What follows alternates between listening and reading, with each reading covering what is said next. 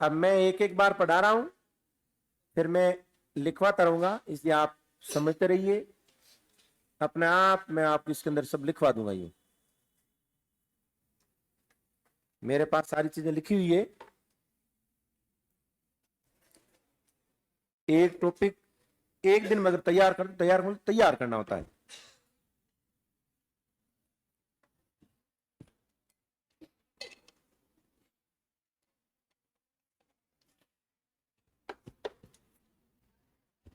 कौन हो तुम?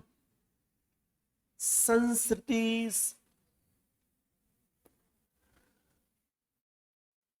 संसार, जल निधि सागर या समुद्र बन जाएगा संसार रूपी सागर। संसार रूपी सागर यानी अलंकार कौन सा हो गया? रूपक अलंकार। देखिए रूपक अलंकार किसे कहते हैं? एक जैसे होता है उपमा, मैं अलंकार बारे में बता रहा हूं थोड़ा आपको, और एक है रूपक। दो शब्द है, एक शब्द है उपमान, ये सब मैं मिटाऊंगा मैं। एक है उपमेय। उपमान उपमेय। उपमान जो है ये अप्रस्तुत चीज होती है, और उपमेय ये प्रस्तुत होती है। रूपक उपमा के बारे में बताऊंगा, उत्प्रेक्षा के बारे में भी यहां से निकाल लेंगे। अब जैसे कि कोई व्यक्ति है जिसकी हाइट ज्यादा है, हम कहते हैं कि ऊंट हो गए ज्यो आए रुके हो। हाँ, दो चीज होगी।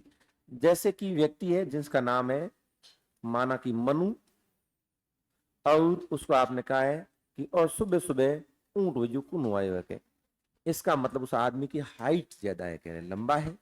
ठीक है, मनु है, ये उपमेय है, और इसको आपने उपमित किससे किया है? ऊंट से किया है। ऊंट क्या है? उपमान है। क्या यानी हमारे सामने प्रस्तुत क्या था? मनु था। अप्रस्तुत जो हमारे सामने नहीं है वो ऊंट है। क्या है? यानी ये तुलना की है। ऊंट हुए ज्यों, एक शब्द आ गया ज्यों। ये जो शब्द है इसे वाचक शब्द कहते हैं। वाचक शब्द, इसे वाचक शब्द कहते हैं, यानी ये एक तरह से पहचान रहेगी। कह रहे दोबारा दूसरा उदाहरण लेते हैं। अब जैसे कोई नायिका आ रही है और उनका मुख है, नायिका है तो मुंडो ही होता है। ठीक, अब उसका मुख है वो खूबसूरत है, तो उसे कहते हैं कि चंद्रमा के जैसे मुख वाली ये कौन है। शब्द आपने ले लिया जैसे, ये जैसे शब्द है ये वाचक शब्द है। अब आपके समक्ष चंद्रमा है या मुख है, यानी ये मुख ये हमारे सामने था, तो ये है उपमेय, सॉरी नीचे वाला, हाँ हाँ उपमेय। और चंद्रमा हमारे सामने नहीं है, नहीं है इसका मतलब प्रस्तुत नहीं है, वो क्या है? अप्रस्तुत है। वो हो गया आपकी उपमान। उपमा मतलब उपमान का मतलब उपमा, इसकी इससे उपमा दी है। एक कि आप मुख की तुलना चंद्रमा से कर रहे हो, कह रहे तो यहां मुख जो है चंद्रमा के जैसा है, चंद्रमा के समान मुख वाली। ठीक, अब आप क्या करते हो? ये दो डिब्बे हुए, एक डिब्बा ये और एक डिब्बा ये। एक डिब्बा था आपके उपमान का और एक डिब्बा था आपके उपमेय का। अब हम लोग कहते रहते हैं किसी को यूं उपमा देते ही रहते हैं, क्योंकि ये दैनिक जीवन का काम है। दो डिब्बे हैं, दोनों के आपने तुलना की। अब मैं काव्य की पंक्ति लेता हूं। पीर पर्वत सी हो गई है, अब पिघलनी चाहिए, इस हिमालय से कोई गंगा निकलनी चाहिए। कह रहे आपने यहां क्या कहा है कि पीड़ यानी पीड़ा, पर्वत पर्वत, सी के समान, हो गई है, हमारा अलंकार यहां से निकल गया। पहले समझने के लिए था, अब काव्य की भाषा है कि पीर पर्वत सी हो गई है। अब यहां दो चीजें, एक है पीड़ा, एक है पर्वत। आप यहां तो बात कर रहे हो, जो पीड़ा की कर रहे हो कि पर्वत की कर रहे हो? पीड़ा कर रहे हो। इसका मतलब है पहले आप मुख की बात कर रहे थे, उससे पहले आप मनु व्यक्ति की बात कर रहे थे। चंद्रमा आपके सामने नहीं था, उपमित कर दिया आपने। व्यक्ति आपके सामने था, ऊंट नहीं था, उपमित कर दिया। आप कहोगे साहब मैं ऊंट लिया और ऊंट ही हमारा हम, ऐसा नहीं होगा। ये वाक्य में जो कहा है पीर पर्वत सी, ये स सी समान वाचक शब्द है, जैसे जैसे की तरह पीड़ा है पर्वत की समान हो गई। इसका मतलब है उपमेय है, उपमेय में आप आएगी पीड़, और पीड़ की तुलना किससे की है? पर्वत से। पीर पर्वत सी हो गई है, अब ये पिघलनी चाहिए। कि जिस प्रकार से पर्वत भी पिघलता है वैसे पीड़ा भी अब पिघले कर। आपके कैसे पिघलना, काव्य में शेर नहीं होकर तर्क इतर नहीं किया जाता है, क्योंकि पर्वत भी कह रहे हैं, आदमी खम ठोकता है तो पर्वत भी कह रहे उठा लेता है। मतलब भाव है ये कि आदमी ताकत की बजाय हौसले से सब कुछ जीत सकता है, कह रहे। यहाँ पीड़ा इतनी हो गई है कि उसके लिए उपमा आपको पर्वत की देनी पड़ी, कह रहे। अगर इसको आप रूई से दे देते तो पीड़ा ही नहीं है, कह रहे। पर्वत के अब ये पिघलनी चाहिए, कह रहे, और इस हिमालय से कोई गंगा निकलनी चाहिए, कह रहे। फिर क्या कहते हैं कि आग मेरे सीने में नहीं तेरे सीने में से हो कहीं भी आग जलनी चाहिए, कह रहे हैं। हर गली नुक्कड़ में एक मुर्दा लाश भी, कह रहे, हाथ हिलाते हुए चलनी चाहिए। दुष्यंत कुमार कहते हैं जब उन्हें लगता है कि बहुत हो गया है, कह रहे, तब उन्हें लगता है कि नहीं अब नहीं होगा, कह रहे। और ये अपने पेपर आउट हुए थे तो बहुत सहन करने के बाद हम सब निकल पड़े। आप में से शायद उसमें कोई गवाह है कि नहीं, बाड़मेर आदर्श स्टेडियम में जोरदार आंदोलन किया हम लोगों ने। उसमें मैं, गणपत सिंह जी, राजपुरोहित, ये अपने प्रेम सिंह जी, सब लोग साथ में थे, सब सरकारी सेवा में थे, और सब लोग हम वहां थे आंदोलन में, और बच्चे हमारे सामने थे। हमने कहा बहुत हो गया, और काफी उल्टी सीधे शब्दावली का प्रयोग किया, और परिणाम ये रहा कि पेपर डिसमिस हुआ, दोबारा एग्जाम करवाना पड़ा सरकार को, क्योंकि हमने देख लिया कि अब कोई सहारा नहीं है। अब नौकरियां हैं तो है, अब कल को जिनको पढ़ा रहे हैं इनकी नौकरी नहीं लगे तो फिर हमारी नौकरी क्या काम, और हम सब कूद पड़े मैदान में। यूं तो वो क्या पीर पर्वत से, यूं नहीं, हमेशा नहीं जाते हैं, सरकारी आदमी है, लेकिन लगता है कि पीर पर्वत के समान हो गई है। अब करे घरों से निकलना पड़ेगा, और हम एक एक लाइब्रेरी गए, बच्चों को जगाया। हो सकता है आपने परीक्षा नहीं दी, लेकिन आप भाइयों ने दिए, और पेपर भी जो बस मुझे दया करे, एक अलग ही है उसका नाम ही, आर के ट्रेवल्स है। तो आर के बस भरीजन की सेकंड ग्रेड के पेपर, पूरी बस में पेपर पड़े, जो रद्दी वे जो पेपर आराम में पढ़ो मास्टर बनो, ये हाल थे। पता है आपको? नहीं है, ऐसा हाल हुआ। फिर हम लोगों ने आंदोलन किए यूं। तो वो क्या है, पीर पर्वत से जब हो जाती है ना, तब आदमी को घर से हर मुर्दा लाश भी, कह रहे, हाथ हिलाते आपके लिए, ये आदमी मरो के जैसा है ना, वो भी कह रहे आपको जिंदा नजर आना चाहिए। या पीर पीड़ा पर्वत से इसकी तुलना कर डाली। पीड़ क्या है? उपमेय, और पर्वत क्या है? इसका उपमान है। अब यहां दोनों डब्बे हैं, ये दोनों डब्बे पास पास है, एक डब्बे की दूसरे से आप तुलना कर रहे हो। ये एक के ऊपर दूसरा डिब्बा नहीं रख रहे हो, ये दोनों पास पास है, यानी आप समता दर्शा रहे हो, समानता दर्शा रहे हो, अभेद आरोपण नहीं कर रहे हो। जैसे ये चंद्रमा के समान मुख वाली। अब हम क्या करते हैं कि ये जो डिब्बे हैं इसको थोड़े दूसरे रूप में लेते हैं। यहां हो गया, यहां दोनों डिब्बे पास पास में रहे हैं, कह रहे। अब पहले तो था चंद्रमा की समान मुख वाली, अब कोई आ रहा है, कह रहे कौन है कि चांद आ रहा है, कह रहे। अब चांद खुद तो आने से रहा, आपने क्या किया, उपमेय को गायब कर दिया, केवल उपमान से काम चलाए आ रहे हो। इसका मतलब रूपक नहीं, इससे भी बढ़कर हो गया, रूप का अतिशयोक्ति है। आपने अभेद आरोपण ही नहीं किया, आपने उपमेय को गायब भी कर दिया, केवल उपमान से ही काम चलाए जा रहे हो। उपमान से यानी यहां अभेद हुआ ही हुआ है, केवल रूपक की भी अतिशयोक्ति होगी। अब जैसे एक था चंद्रमुखी, चंद्रमा की समान मुख वाली, अब एक है मुख चंद्र, दोनों शब्द अलग अलग। ध्यान, एक था चंद्रमुखी, ये आप क्या मान रहे हो? आपको कितना पढ़ना पड़ेगा? आपको बहुत ज्यादा पढ़ना पड़ेगा, बहुत ज्यादा पढ़ना पड़ेगा। एक साल में पढ़ा पढ़ा कर थक जाऊंगा, फिर भी पूरा नहीं होगा, इतना पढ़ना पड़ेगा, तब जाकर उसका सार 150 सवाल हम सिमटेगा हमारा। ये चंद्रमुखी और मुख चंद्र दोनों अलग अलग है। चंद्रमुखी है चंद्रमा के समान मुख वाली, और ये मुख ही चंद्रमा है, कह रहे। मुख ही चंद्रमा, चंद्रमा मुख में कोई भेद नहीं, मुख ही चंद्रमा है। एक तो आदमी को ऊंट वेज्यू, एक ऊंट को नुआए रोके, बस आदमी को आपने ऊंट बना दिया है, इसका मतलब है रूपक है। अब देखिए यहां दो डिब्बे लिए हमने पहले, सेम यहां दो डिब्बे हैं। यहां क्या है, एक डिब्बा है उपमेय का है, एक डिब्बा है उपमान का है। एक डिब्बे में रख दिया आपने मुख और एक डिब्बे में रख दिया आपने चंद्रमा। अब रूपक अलंकार, पहले वाला था हमारा उपमा, उपमा अलंकार था। अब क्या करते हो, इस डिब्बे को उठाकर आप इसके ऊपर धर देते हो, यानी चांद को मुख के ऊपर, उपमेय के ऊपर किसका, उपमान का आरोपण कर दिया है। और आरोपण किया, दोनों में अगर भेद रहता है तो आपके हो जाएगा अलंकार अपनुति अलंकार, भेद नहीं है तो आपका अलंकार रहेगा रूपक। तो रूपक अलंकार है, एक अभेद आरोपण है, एक भेद सहित आरोपण है। या आरोपण है लेकिन कोई भेद नहीं है। आपने क्या किया, चंद्रमा वाले डिब्बे को इस मुख के डिब्बे के ऊपर रख दिया। अब चंद्रमा और मुख दोनों एक हो गए, कह रहे एक हो गए, दोनों में कोई भेद रहा नहीं। ये है तो आरोपण लेकिन भेद नहीं रहा, ये वास्तव नहीं, वास्तव तो है ये। अलंकार का मतलब चमत्कार होता है, चमत्कार। काव्य में चमत्कार कैसे उत्पन्न कर दिया, यानी आपने उपमेय को, उपमान को उपमेय के ऊपर रख दिया, इसका अर्थ हुआ उपमान का उपमेय पर अभेद आरोपण जहां किया जाता है वहां कौन सा अलंकार होगा, रूपक अलंकार। अब यहां पर क्या है कि संस्कृति जल निधि, एक है संसार, एक है सागर। अब यह कवि जो बात कर रहा है, ये आप काफी पढ़ोगे क्योंकि काव्य हमने पढ़ाया नहीं है, तो धीरे धीरे आपको पता चलेगा। आधों के क्लियर हुआ है, आधों के ये भी नहीं हुआ है। दो चीज हर क्लियर हुई, कही हुई है कि एक ऊंट हुई जो आवे, एक बा हुई, वो सवाल परीक्षा हमको आवे।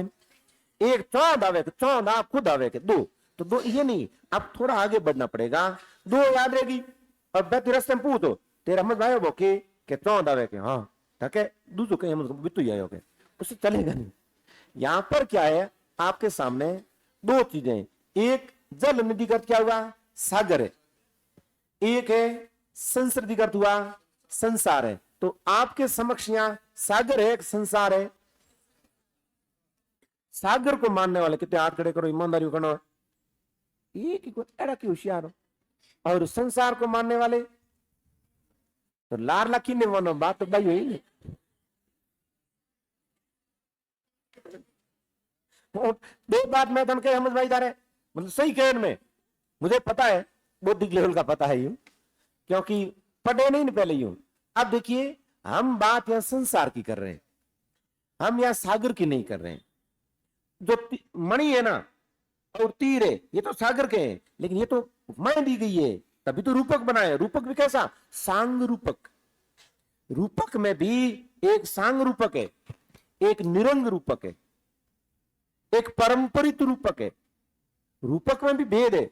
सांग रूपक, सांगोपांग, स अंग उप अंग, जबकि आप बोलिया करो हंगोपांग कह रहे।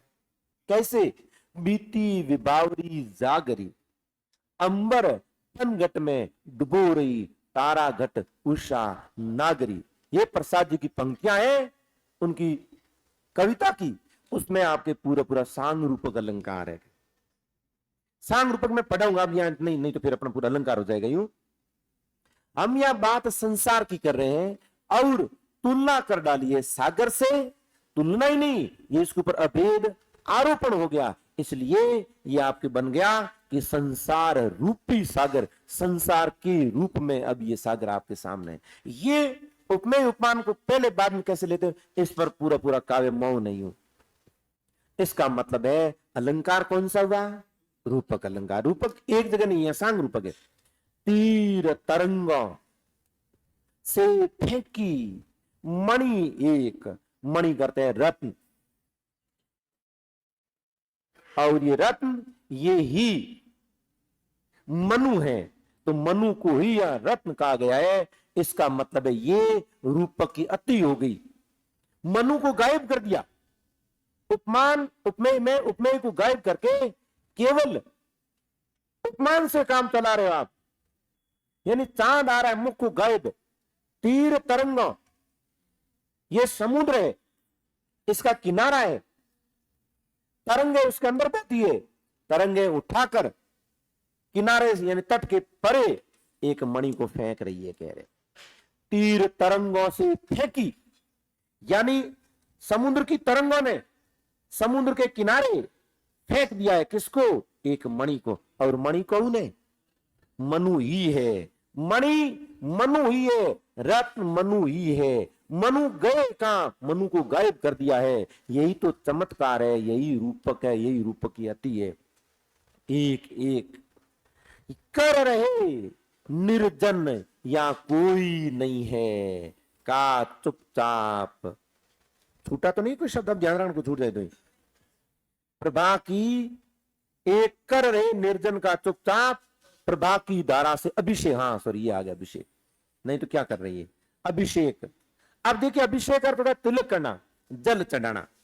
यहां जल चढ़ाना है, लेकिन अर्थ इसके ये निकल जाएंगे कि अपनी आभा से चारों ओर के वातावरण को आप आलोकित कर रहे हो। आपको लगेगा कि ये हमें कैसे याद रहेगा? आप कई बार पढ़ोगे तब याद रहेगा। ये कोई एक महीने एग्जाम से पहले की बात नहीं है, एग्जाम से 8-9 महीने पहले की बात है। आप इतनी बार पढ़ोगे, इतने टेस्ट दोगे, यहां कंठस्थ हो जाएगा। श्रद्धा ये कह रही कि कौन हो तुम? सवाल किया है, प्रश्नालंकार है, आएगा नहीं परीक्षा में। रूपक उत्प्रेक्षा आए, उपयुक्त सब भी होगा। संस्कृति जल निधि संसार रूपी सागर के तीर तरंगों से उनके तट पर तरंगों से फेंकी हुई एक मणि कि जिस प्रकार से समुद्र के अंदर से एक रत्न को बाहर फेंक देती है तरंगे, वैसे संसार से बाहर पड़े हुए तुम कौन हो? संसार बहुत सारे लोग है, नहीं है। कर रहे निर्जन या कोई नहीं है, सुनसान है, क्योंकि सारे देवता है जो मर चुके हैं। देव संस्कृति समाप्त हो चुकी है। देवगण कह रहे हैं प्रलय का शिकार हो चुके हैं का चुपचाप। अब बोले तो किससे? यानी या कवि ने मनु को मौन कहा है, क्योंकि उनके अंदर इतनी पीड़ा है कि बताएंगे तो भपक उठेंगे, इसलिए उन्होंने अपनी पीड़ा को दबा रखा है। प्रभा की धारा यानी प्रातः काल के समय एक तरह से आभा चमक से अभिषेक एक तो जाएगा आपके जल चढ़ाना, लेकिन जल चढ़ाना तो होगा आपके समुद्र के संदर्भ में, जबकि असल बात ये होगी कि आप अपने इस व्यक्तित्व से चारों ओर के सुनसान स्थल को आलोकित कर रहे हो। आप अपने व्यक्तित्व से इसे आलोकित कर रहे हो। दो चीज साथ में चली, क्योंकि रूपक में दो चलती है। दो चीज साथ में चली, क्योंकि रूपक में दो चलती है साथ साथ। रूपक का मतलब यही है, एक इसका वास्तविक अर्थ होगा, एक इसका हम निकालेंगे वास्तविक अर्थ ये है। इन शब्दों का शब्दार्थ ये है और एक भावार्थ है। शब्दार्थ ये एक समुद्र है, उसके किनारा है, समुद्र से मणि है, बार पड़ी है और उसके मणि के माध्यम से जल चढ़ाया जा रहा है, कह रहे, क्योंकि उनके साथ पानी गया है बाहर। अब भावार्थ ये है, सुनसान संसार है, उसमें निर्जन एकांत, वहां एक मनु नाम से कोई प्राणी है, उनके चेहरे पर इतना तेज है, अपनी आभा है, अपने चारों ओर के उस वातावरण को वो आलोकित कर रहे हैं। अब रूपक क्या करना होता है? इसमें दोनों को मिलाकर एक निकालना होता है आपको, ये कहा गया है। अगला सवाल, मधुर विश्रांत और एकांत जगत का सुलझा हुआ रहस्य, एक करुणा में सुंदर मौन और चंचल मन का आलस्य, कह रहे मनु को श्रद्धा करिए। मधुर मीठे विश्रांत, एकदम शांत, थके हुए शांत और एकांत जगत का, संसार में और कोई है क्या? नहीं, सुलझा हुआ रहस्य, ये एक सवाल है।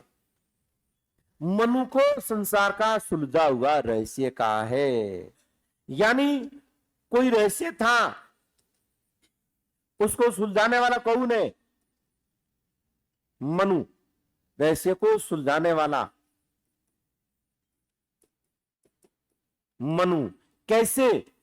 कि तुम आए कहां से, इसका मतलब तुम्हारी कोई न प्रजाति थी, एक आदमी कहां से आया है, इन सारी बातों को जानने वाले कौन है? मनु है।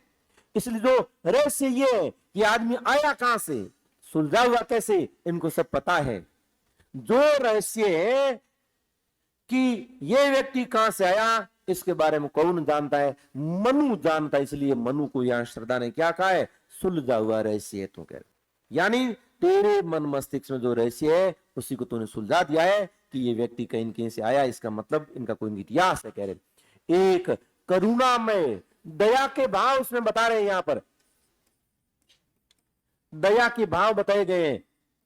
सुंदर मौन, और ये अपने दुख को अभी इसमें प्रकट नहीं कर रहा है, यानी मनु के मौन को सौंदर्य का है कि आपका एक सुंदर मौन है, आप नहीं बोल रहे हो फिर भी आप कह रहे अति सुंदर लग रहे हो। और चंचल मन का आलस्य, ऐसा लग रहा है कि आप में चंचलता के भाव थे, लेकिन अब आप क्या हो? अब मौन बैठे हो, अब आप अलसाए हुए हो, किसी प्रकार की कोई प्रतिक्रिया नहीं कर रहे हो, तो चंचल है और वो भी आलस्य है। यहां पे विरोधाभास हो जाता है।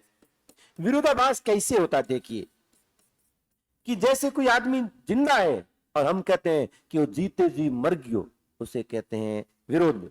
यानी या तो जिंदा या मरा, दोनों कंडीशन आदमी की एक साथ नहीं हो सकती, तो विरोधाभास। या किसी को बुलाते हैं श्याम को और आ तब का है राम, उसको कहते तू आयो तो ही नी जड़ो, इसमें संभव नहीं है। आदमी आया है तो उसके साथ एक ही जुड़ेगा कि आया, आया तो नहीं आया जैसा, ये हो नहीं सकता कि आया और नहीं आया दोनों एकदम विपरीत है। तो यहां कहते हैं कि ये विरोध का आभास है, इसे विरोधाभास कहते हैं।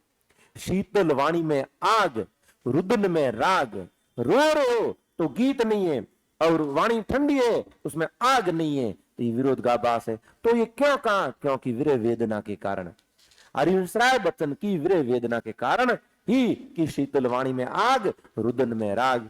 मैं रोया, तुम कहते हो गाया, गाते हो कह रहे। मैं हूं एक पागल दीवाना कह रहे हैं, जो दीवानों का वेश लिए फिरता हूं कह रहे। तो ये हरिवंशराय बच्चन कहते हैं वहां विरोधों का सामंजस्य है, विरुद्धों का सामंजस्य है। यहां पर भी चंचल है तो आलस्य नहीं होगा यहां, और चंचल मन का आलस्य, चंचल मन का आलस्य। ये चारों पंक्तियां किसके लिए आई है? मनु के लिए। और कह कौन रहा है? श्रद्धा कह रही है।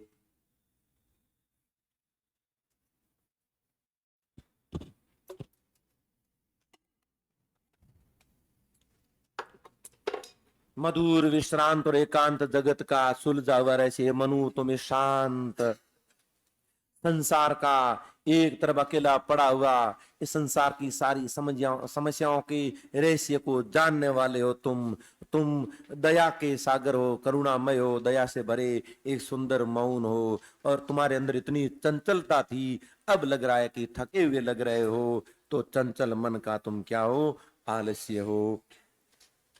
सुनाय मनु ने मधु गुंजार, श्रद्धा की बात को मनु ने सुना है। सुनाय मनु ने मधु गुंजार, मधुकरी का सा, जब सा आनंद, ये आपका अच्छा सवाल हो गया। ये है भ्रमरी।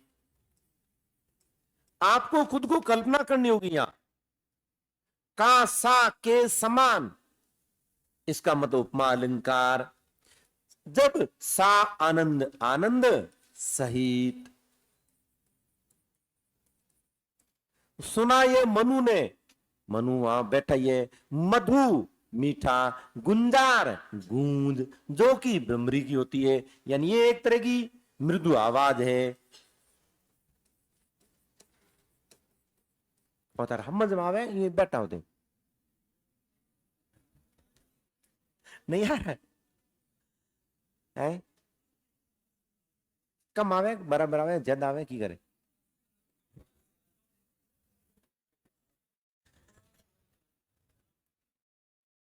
कम आ रहा है, आ रहा है, आ नहीं रहा है, आ रहा है, आपको पूछ रहा हूं, आ रहा है, कम आ रहा है। कौन सी बात? जैसे कि पहला थारा सरदा सर पडू बनाइए,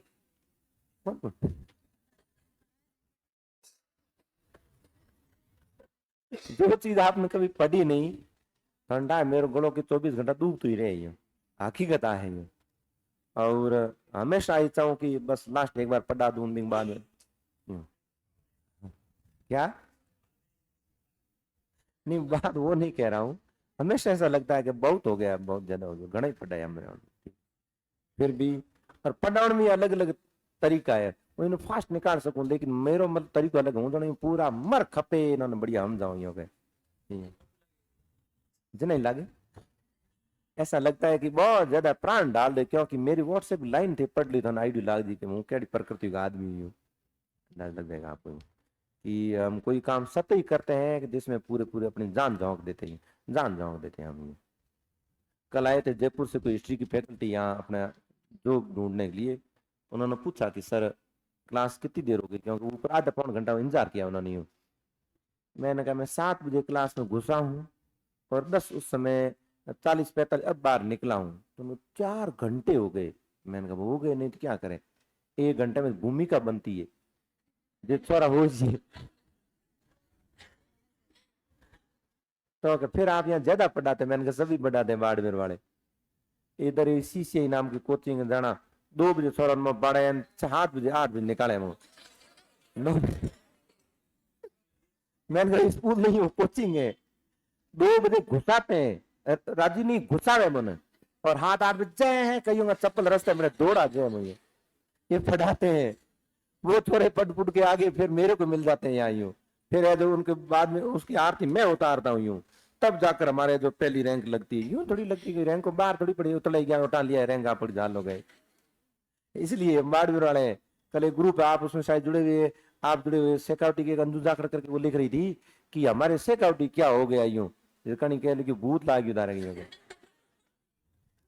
मतलब कि हमारे क्यों नहीं निकले, बाड़मेर वाले ऐसे क्या कर रहे हैं, बाड़मेर पढ़ रहे हैं बापड़ा भूखा प्यासा, बस किताबों किताबों किताबों 24 घंटा किताबों माती पिल पड़े आई हो, तो बाड़मेर नंबर ही आई हो। कौन सी बात नहीं समझ आई बताओ? तो ना ये मधु ने हम गए था ना हमारा रहेंगा ही कोई आई नहीं। मतलब बातों कर बोल रहे हैं मुझे बाजिए, और कंटेंट है ओ पढ़ा ओ समझ लूंगा नहीं, कारण की है सुना है ये, किसने सुना है बताओ?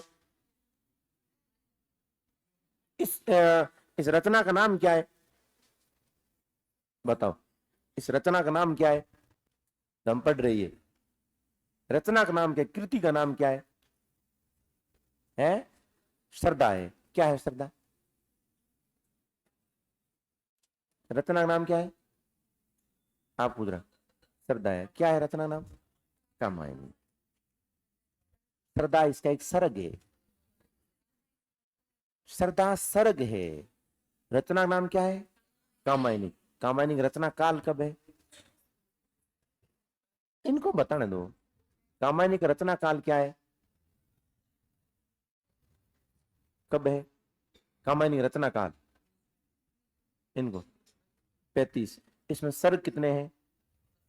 पहले सर्ग का नाम क्या है? अंतिम सर्ग का नाम क्या है? तो थाने याद हुई कि तुम सवाल उत्तर था एक ही को निकली हम क्या आई बताओ?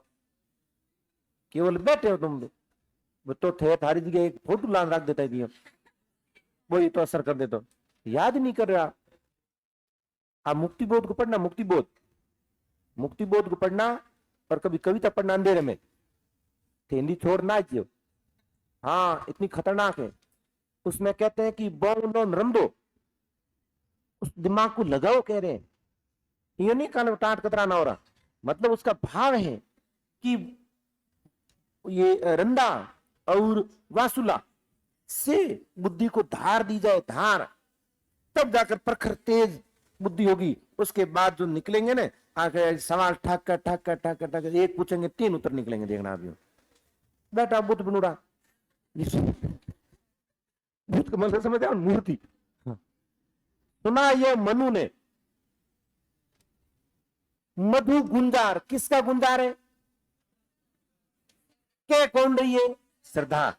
2 कथन पहले कह दिए, मधुकरी का सा ब्रह्मरी के समान से आनंद, आनंद से सुना है कि ये मुख नीचा कमल समान। अब देखिए जैसे कि ये कमल है, ब्रह्मरी है वो यहां रहेगी ऊपर, यानी मनु बैठा है और पास में जाकर श्रद्धा खड़ी है, इसका मतलब कमल नीचे है और ये ऊपर झुकी हुई है। कह रहे ये नहीं कि ये इसलिए बनाया है कि कमल नीचे है, मतलब मुख किए मुख नीचा कमल समान। ये कौन है? ये रहेंगे मनु। और भ्रमरी इसके ऊपर है, इसका मतलब ये रहेगी श्रद्धा। तो श्रद्धा की तुलना किससे की है? मधुकरी से की है। और कमल समान मुख नीचा किए कौन बैठा है? मनु बैठे हैं। मनु कमल की नाई के समान मुख को नीचे झुकाए बैठे हैं। प्रथम कवि का ज्यों सुंदर छंद। ये तो सीधा सवाल आएगा कि मनु जब श्रद्धा जब मनु से सवाल करती है कि भैया कौन हो तुम, संसर्दी जल निधि तीर, तरंग तट तरंगों से किनारे फेंकी एक मणि समान तुम हो कौन। तब वो इन बातों को सुनते उन्हें ऐसा लग रहा है जैसे क्रौंच पक्षी का जोड़ा बहेलिया उनका तीर से एक को मार देता है और एक से दो से जब एक हो जाती है तब उनकी जो आह निकलती है, टीस निकलती है, उससे वाल्मीकि इतने उद्वेलित होते हैं और उनके मुख से निकलता मान निषाद। वो दुनिया का पहला कवि हुआ वाल्मीकि, पहले कवि हुए दुनिया के। अनुष्टुप छंद में ये पंक्तियां निकलती से इसलिए वाल्मीकि को आदि कवि कहा जाता है। मनु को ऐसा लगा जैसे वाल्मीकि जी कुछ कह रहे हैं। प्रथम कवि किसे कहा गया है? वाल्मीकि को कहा गया है। तो नहीं पढ़ा उन चक्कर में ऑनलाइन वाला मेरे हैंग ना दी ये कोर्स करना पूर्व तो कोर्स चले फास्ट। प्रथम कवि का ज्यों जैसे उपमा अलंकार सुंदर छंद, ऐसे लग रहा है जैसे वाल्मीकि जी के मुख से जो पहली बात, पहली कविता, पहला छंद निकला था, ऐसा छंद आज ऐसी इसी प्रकार की बात किसने कही है? किसको लगा है? सुना ये मनु ने मधु गुंजार मधुकरी कासा। उन्होंने बड़े आनंद से इस बात को सुना है कि ये मुख नीचा कमल समान, कमल की भांति मुख को झुकाए बैठा मनु।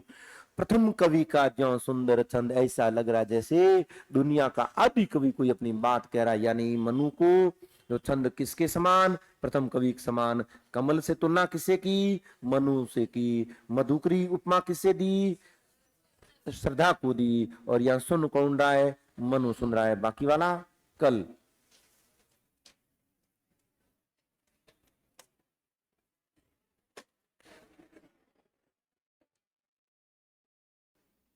तुम्हारा गिफ्ट दो अंत, गिफ्ट वाली बात पर मैं यूं मतलब अन्यथा नहीं ली मैंने, ठीक है ना। और सुबह भी जिनको थोड़ी मोड़ी फटकार पड़ी ना वो वहां तक ही थी, इससे आगे नहीं।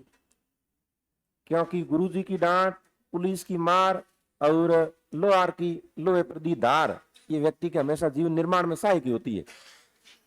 ये हमने पढ़ लिया सुबह। कौन हो तुम, आपने यह कह रहा हूं, संस्कृति जल निधि। हाँ सुबह आए थे आप। जल निधि का अर्थ क्या है? नीचे नहीं देखो, सीधा इधर ही है। और संस्कृति का और मणि, अच्छा किसके लिए आया है? तीर का अर्थ क्या है? तीर, तट।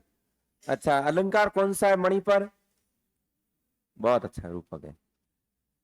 कर रहे कौन तुम, संस्कृति जल निधि तीर तरंगों से फेंकी मणि एक, कर रहे निर्जन का चुपचाप प्रभा की धारा से अभिषेक। श्रद्धा मनु को कह रही है कि जिस प्रकार से सागर अपनी लहरों से एक मणि को बाहर फेंक देता है, उसी प्रकार से संसार से फेंके हुए सुनसान स्थान पर बैठकर अपनी आभा से चारों ओर आलोकित करने वाले तुम कौन हो। आवाज सही आ रही है? कमारी पीछे बराबर आ रही है? ठीक नहीं, फर्स्ट ग्रेड वाला कह रहे थे गूंज ज्यादा रही है। मधुर विश्रांत, एकदम यूं मिठास का भाव है। विश्रांत, एक तरह से थके हुए नजर आ रहे हो। एकांत जगत का सुलझा हुआ रहस्य। हमारे सीधा सवाल था यूं कि संसार के जो भी रहस्य है इनको आप जानते हो, इसको आपने सुलझा लिया है तो संसार के रहस्य को आप जानने वाले हो। एक करुणा में सुंदर मौन, आपके अंदर मुझे दया का भाव भी नजर आ रहा है, और आप बोल कुछ नहीं रहे हो, एक तरह से मौन हो। और चंचल मन का आलस्य कौन सा अलंकार होगा? विरोधाभास अलंकार। देखिए अलंकार, इसमें आपके रूपक भी आएंगे, उपमा भी आएंगे, उत्प्रेक्षा रहेंगे, लॉट ऑफ अलंकार रहेंगे। लगभग लगभग आपकी उत्प्रेक्षा रूपक आ जाए, आप सत्य संगत कर ही देना। अलंकार होता क्या है, थोड़ा सा मैं आपको समझाता हूं अलंकार के बारे में। जैसे कि उपमा अलंकार है, अलंकार का अर्थ होता है चमत्कारियों। 5 मिनट में अलंकार के बारे में बताता हूं। अर्थ होता है चमत्कार, यानी काव्य में चमत्कार उत्पन्न हो जाएगा। अलंकार का शाब्दिक अर्थ होता है आभूषण। शाब्दिक अर्थ आभूषण है, लेकिन काव्य में जिससे चमत्कार पैदा हो जाए वो अलंकार है, कह रहे। अब जैसे कि उपमा अलंकार है, इसमें 4 अंग है। एक है उपमेय, एक है उपमान, एक है वाचक शब्द, और एक है साधारण धर्म। वाचक शब्द, साधारण धर्म, 2 चीज हम काम में लेंगे ये, हालांकि यहां चारों ले लिए, मैं नहीं हूं। अब उपमेय क्या है, उपमान क्या है? एक शब्द रहता है आपके प्रस्तुत, एक अप्रस्तुत। अब जैसे कि अलंकार के बारे में कई बार पढ़ूंगा, लेकिन आप इतने सचेत रहो कि जो जो बात यहाँ पढ़ने के संदर्भ हो ना, उसी समय याद करने का प्रयास करो कि हाँ एक दिन हमारा चर्चा हुई थी। क्योंकि ये कोई हम पहले से तय करके नहीं आते हैं, और सवाल जो हम 5-7 मिनट चर्चा करते उनमें से सारे आ जाएंगे आपकी। तो एक है प्रस्तुत। प्रस्तुत का मतलब है जो हमारे समक्ष, हमारे नजरों के सामने, हमारे आंखों के सामने। एक है अप्रस्तुत, जो हमारे जस्ट सामने नहीं है, जिसको अपन कहीं से खींच कर ला रहे हैं। अब जैसे कि किसी की व्यक्ति की हाइट ज्यादा है, तो हम लोग उसे ये कहते हैं कि ये ऊंट हुए जो कुनो आयो के। तो आदमी ने के कह दिया आप ऊंट हुए जो के। अब जिसकी लंबाई ज्यादा है, जिसकी हाइट ज्यादा है, उसको हमने ऊंट ही क्यों कहा? उसको अपने गेंडा नहीं कहा, उसको हमने जम्बूक नहीं कहा, क्योंकि सबको पता ऊंट की हाइट है जो ज्यादा होती है। या फिर कोई महामूर्ख होते हैं, तब कहते हैं इन गधों को कितनी बार समझाया है, आप गधा क्यों कह रहे हो? उनको आप मगरमच्छ भी कह सकते हो, उनको आप खरगोश भी कह सकते हो, लेकिन नहीं, क्योंकि मूर्खता में उनसे बेहतर कोई उदाहरण आप पास नहीं है। या बड़द हुई बेटा कैमी नहीं समझे, इसका मतलब कितना मोटा शरीर है, भारी भरकम है, लेकिन बेचारे बैठे रहते हैं, कोई उसका इन्हें दुनियादारी से लेना देना नहीं। तो ये जो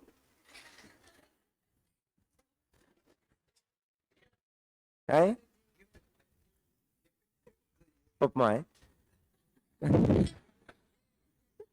तो ऊंट से, गधे से, बैल से, ये हमने आदमी की क्या की है? तुलना की है।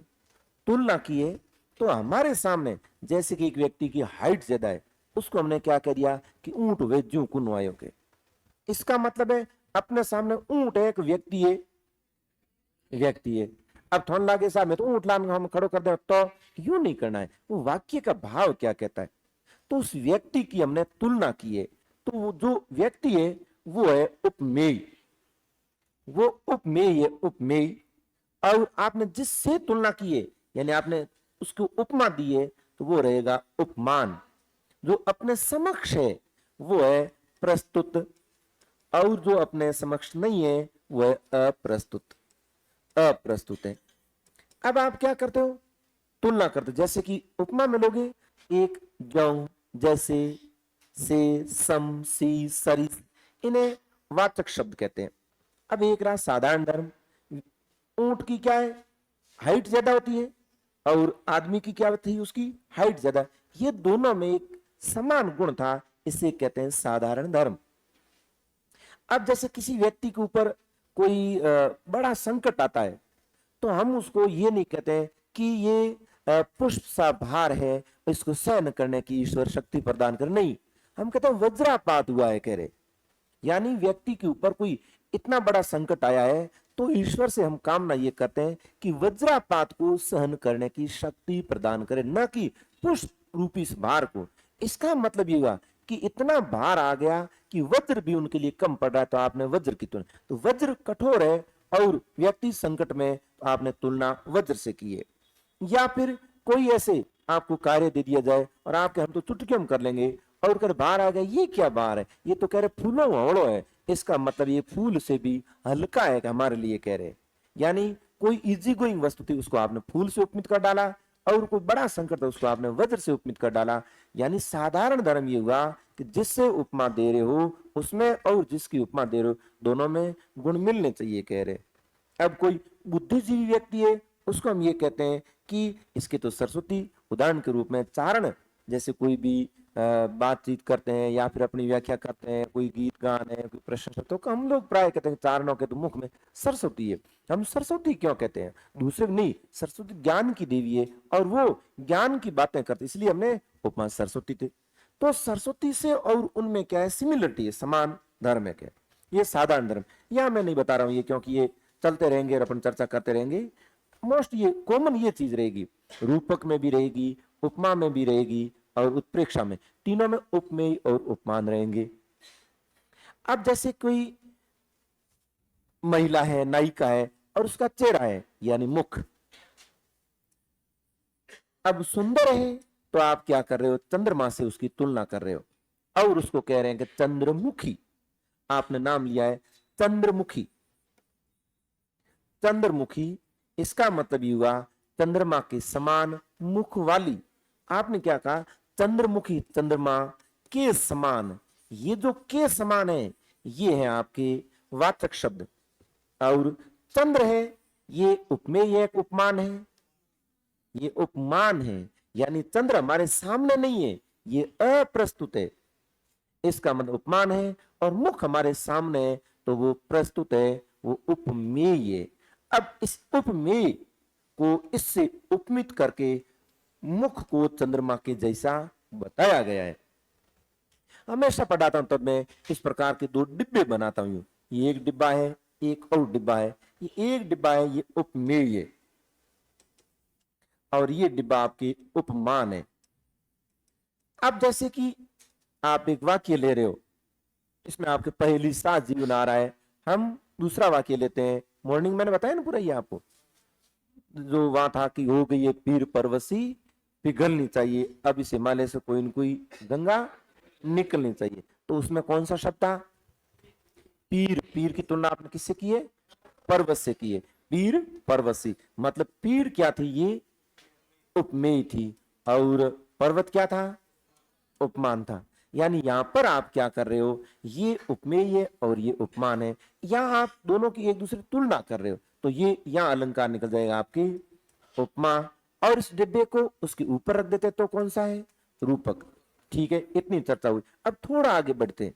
अब उत्प्रेक्षा क्या है देखिए, और विरोधाभास क्या है। उत्प्रेक्षा क्या है, उत्प्रेक्षा में आप एक तरह की कल्पना करते हो। कल्पना करते मतलब ऐसा लगता है माना कि उसमें मनु, मानो, जनु, जानो ऐसे वाचक शब्द आते हैं कि हमें ऐसा प्रतीत हुआ, मुझे ऐसा लग रहा है कि इस प्रकार से कोई जा रहा था, ऐसा लगा, कह रहे। एक तो क्या है, सीधा आपके जस्ट आमने सामने, एक ऊपर सीधा आप आरोप कर देते हो, एक आपको लगे कि हमें ऐसा प्रतीत हुआ, क्योंकि इसमें आपके लॉट ऑफ उत्प्रेक्षा आएगा, ऐसा लगा। अब उत्प्रेक्षा आप कैसे निकालोगे, अगर मनु या मानो, जनु या जानो ऐसे शब्द आ गए तो निकल जाएगा।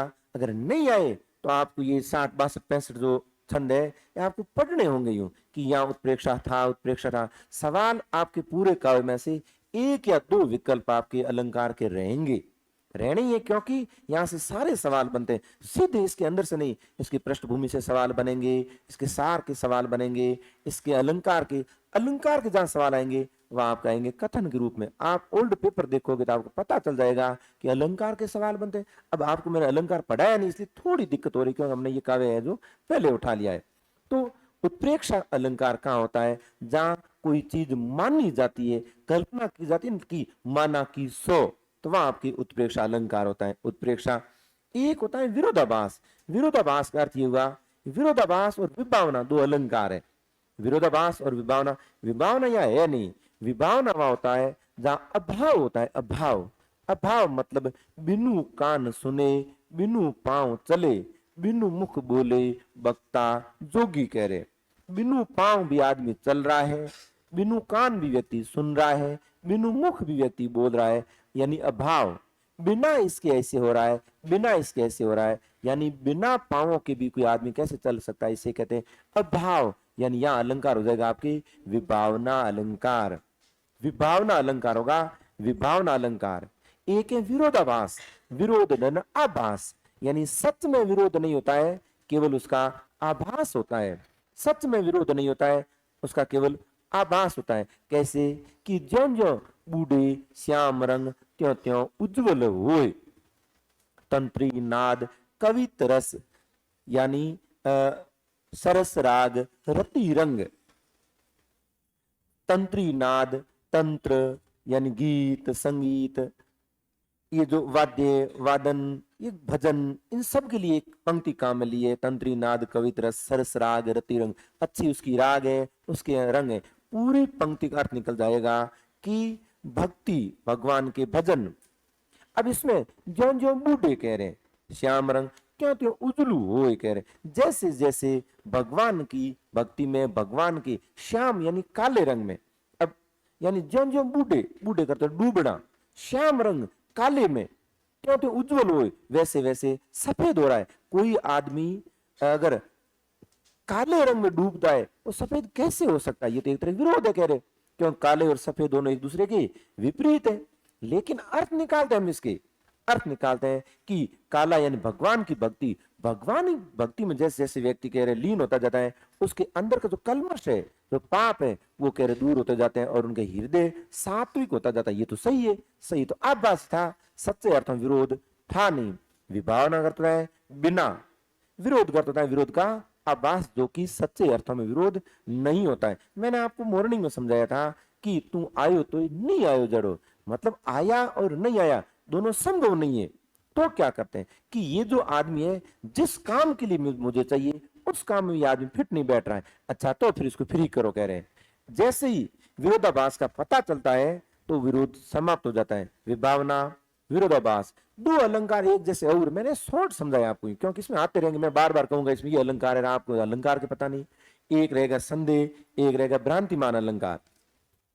भ्रांतिमान अलंकार कहां होता है कि पेशी को समझ, मोती या मांस का टुकड़ा, इस प्रकार से। भ्रांतिमान पंक्ति आपको नहीं समझ पाई है, आंसू मोती को समझ, सॉरी ओस की बूंदों को समझ, मोती और हंसनी लगी चुगने कह रहे, ये आपकी पंक्ति नहीं समझ में आई, फिर भी समझा रहा हूं कि संदेह और भ्रांतिमान क्या होता है। संदेह अलंकार ये है कि विराट आएंगे या रोहित पता नहीं, यानी यहां लगा दिया आपने कि कौन खेलने आएंगे ये क्लियर नहीं है कह रहे, यहाँ संदेह अलंकार होगा। संदेह का मतलब ये है कि स्थिति स्पष्ट नहीं है, ये होगा या वो होगा, यानी उसमें या लगा लेते हैं, इसमें आपकी संदेह आएगा। एक है भ्रांतिमान अलंकार। भ्रांतिमान में क्या है, इन दोनों में एक शब्द आएगा निश्चयात्मक और अनिश्चयात्मक, और ये सवाल हमारे आरपीसी में 100% आ जाएगा। संदेह में क्या होता है, निश्चय हो नहीं पाता है, निश्चय हो नहीं पाता है कि पता नहीं ये होगा या वो होगा कह रहे, फूल है या कांटे, फूल है कि कांटे, यानी अब क्लियर नहीं कि फूल है या कांटा है कह रहे। और भ्रांतिमान में क्या होता है, निश्चय हो जाता है। निश्चय कैसे, जैसे कि एक दीवार है उसके ऊपर एक सांप पड़ा है, आप समझते हो रस्सी है और आपने उसको हाथ से ले लिया, मतलब आपको अगर पहले पता चलता ना कि सांप है, आप उसको हाथ नहीं लगाते, हुआ क्या, भ्रम हुआ आपको, भ्रम, और आपने रस्सी सांप के सॉरी रस्सी के भरोसे सांप को पकड़ लिया, या कोई संदेह नहीं रहा, या निश्चय हो गया और आपने ले लिया। ठीक, अब जैसे कि आपके घर के आसपास या बाहर निकलते एक यूं रस्सी पड़ी है और सुबह देखा कि ये कोई सांप है, आप दूर से आए, निकल पड़े, दोपहर में आए यूं ही पड़ा है, अब गए ये तो रस्सी है कह रहे। सुबह आपको क्या हुआ, भ्रम हो गया था, और भ्रम भी कैसा था, अनिश्चय नहीं निश्चय था। अनिश्चय होता ना आप पास में जाते, यानी भ्रम में निष्ठात्मकता रहती है, इसलिए आप रस्सी से दूर हो लिए। अब हंसिनी मोती ओस की बूंदों को समझ मोती और चुग रही है। हंसिनी है जो ओस की बूंदे है, हंसिनी को लगा ये तो मोती है और वो मोती के भरोसे चुग लेती है। तो वो भ्रांति है, अगर पता चलता ना कि ये मोती नहीं है तो वो चुगती नहीं। हम लोग भ्रांतिमान अलंकार जीवन में कहाँ काम में लेते हैं? चाय में कई बार नमक डाल देते हैं शक्कर की जगह यूं, क्योंकि दूसरी शक्कर घर में होती नहीं है, और के ये नहीं तो वो बुरा काम में ले लें, डिब्बा लिया और डाल दी, मुंह में जैसे ही गया और आपका मुंह यूं का यूं रह गया। इसका मतलब ये हुआ, अगर आपको पहले पता चलता कि नमक है ये आप नहीं डालते। आपने क्या किया, नमक में आपको मिश्री की यानी शक्कर की भ्रांति हो गई और आपने मिश्री यानी शक्कर के भरोसे नमक को डाल दिया और निश्चय हो गया कि ये शक्कर ही है। चाय में जैसी डाली और पिया और पता चला, यहाँ कहते हैं भ्रांतिमान अलंकार। संदेह भ्रांति दोनों एक जैसे, विभावना विरोधाभास दोनों एक जैसे, उपमा रूपक और उत्प्रेक्षा ये लगभग एक जैसे, श्लेष और यमक वो दोनों एक जैसे। यमक अलंकार कहाँ होता है? शब्दों की आवृत्ति होती है और प्रत्येक बार उसका अर्थ अलग होता है। श्लेष अलंकार कहाँ होता है? जब शब्द एक होते हैं उसके अर्थ अधिक होते हैं। ये मैंने पहले ही बताया, जैसे कि रही मन पानी राखिए बिन पानी सब सून, पानी गए उबरे मोती मानुस चून। ये पानी शब्द एक है, इसके तीन अर्थ है। और यमक कहाँ होता है? इसका जो प्रसिद्ध उदाहरण है, कनक कनक ते सो गुना मादकता अधिकार, ये खाई बोराए जग वो पाए बोराए। अब दोनों के क्या है? सबंग और अभंग दोनों के भेद होते हैं। यानी एक को आप भंग करते हो तब आपको अर्थ निकालने होते हैं, और कई बार बिना भंग के निकलते हैं। जैसे कि चिरजीवी जोई जुरे क्यों न सने गंभीर, को घटी वृष भानुजा वे हलदर के तीर। इसमें एक शब्द आ रहा है वृष भानुजा, शब्द है वृष भानुजा, इसके दो अर्थ निकलते हैं। एक वृष भानुजा का अर्थ हो गया राधा, एक इसका अर्थ निकलता है वृषभ धन अनुजा, बैल की बहन गाय। यानी एक बार इसका अर्थ निकल गया गाय। वृष भानुजा शब्द के दो अर्थ निकले, राधा और गाय, यानी एक शब्द के अधिक अर्थ निकल गए। अलंकार हुआ श्लेष अलंकार, लेकिन सीधे नहीं निकले, आपको शब्द को तोड़ना पड़ता है। वृषभानु धन जा, यानी राधा के पिता का नाम वृषभानु है, वृषभानु के जाई हुई, शब्द को तोड़ा तब अर्थ निकला। उधर वृषभ धन अनुजा, वृषभ का बैल की बहन गाय, अनुजा का अर्थ होता है बहन। ऐसे करके भंग करने पर अर्थ निकाला। शब्द एक थे, अर्थ अलग निकाले, लेकिन निकले कब? भंग करने से। इसे कहते हैं सबंग अलंग, सबंग श्लेष। और यमक में भी बहुत सारी बातें हमारे ऐसी हो रखी है।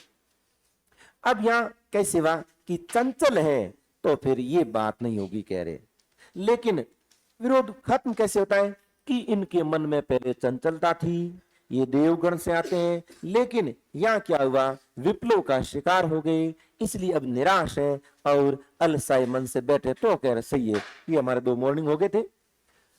सुना, ये भी मैंने पढ़ा दिया क्या? तो कितने पढ़े सुबह? ठीक है, हाँ हाँ। सुना ये मनु ने मधु गुंजार, आज तो सच में ही काम नहीं करा, फिर भी हम 15-20 तक जाते हैं।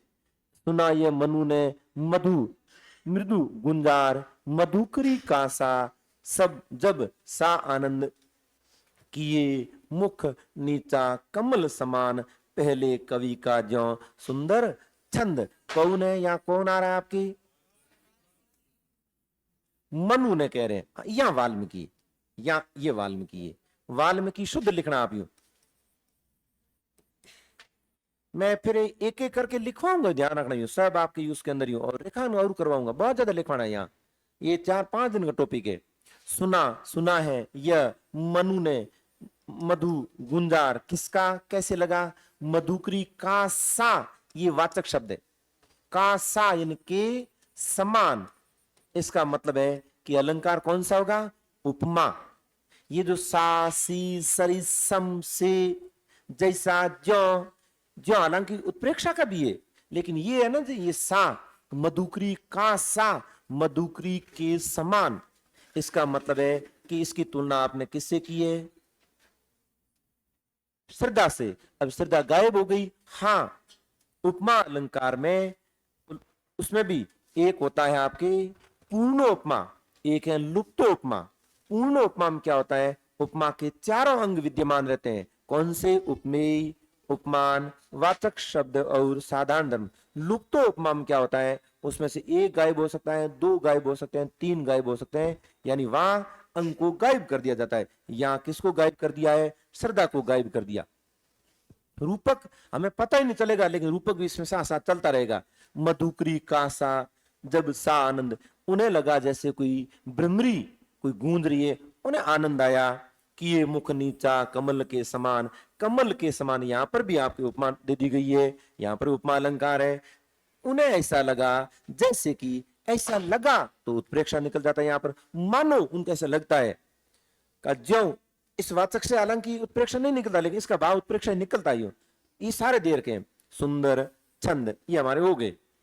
आर में काफी कठिन रहेंगे, इसमें उतार चढ़ाव बहुत आएंगे, कई सरल कई कठिन कई सरल। अब इसमें एक झिटका सा ऐसा लिखा हुआ है, ये कवि की कल्पना है, वो ऐसा लिख देते हैं।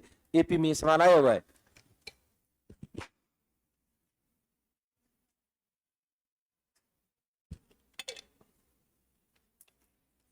आप उसको इतने गहराई से समझना, भूल जाओगे, इसकी कैपेसिटी बहुत कम है याद रहने की।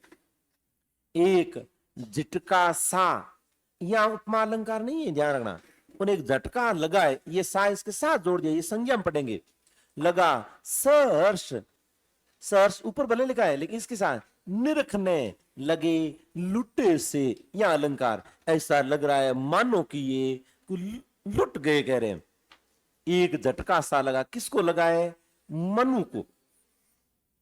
एक झटका सा लगा, सहर्ष निरखना, निरखना करते हैं देखना, देखने लगे, लुटे से अपने आप को लुटे हुए महसूस कर रहे हैं, माना कि कोई लुट चुके हैं।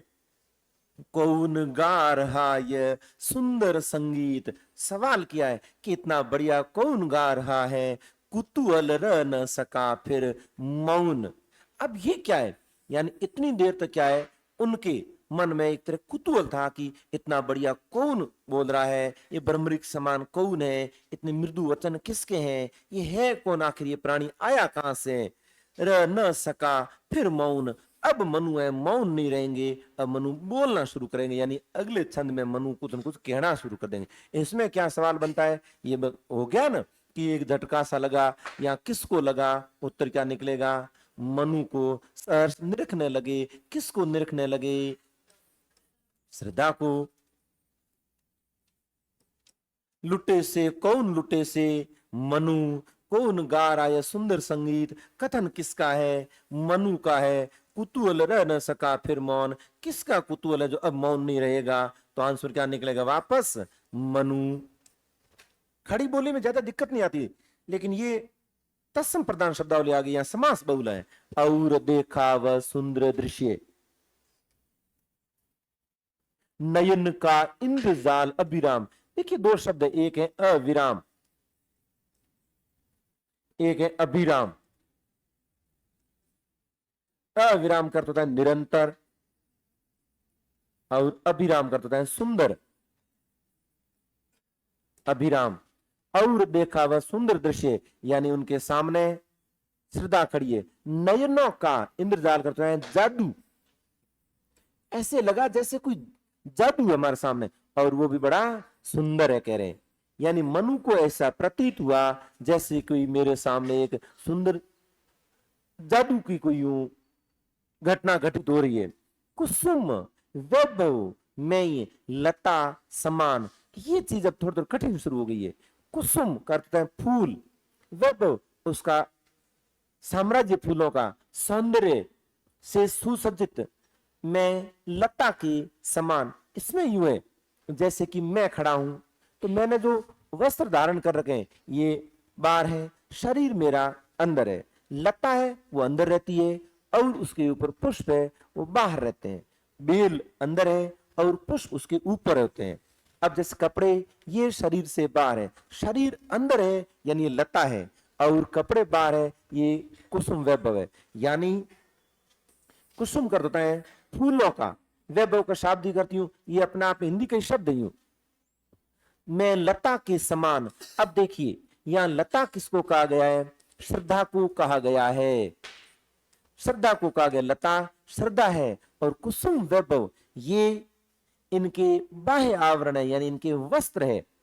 कुसुम वैभव फूलों के साम्राज्य, फूलों की संपन्नता, फूलों के वैभव में लता समान, यानी लता उनकी बॉडी, उनका शरीर है, और ऊपरी कपड़ों को कहा गया है कुसुम वैभव। चंद्रिका से लिपटा जैसे क्या घनश्याम। देखिए चंद्रिका से, सही लिखा है ना, ठीक है, हाँ, से लिपटा घनश्याम। देखिए घनश्याम का अर्थ होता है बादल, और चंद्रिका चांद। यहां पर क्या देखिए, यानी ये जैसे कि ये बादल है, ठीक है, चंद्रिका से लिपटा घनश्याम। अब इसके बीच में आपके रह गया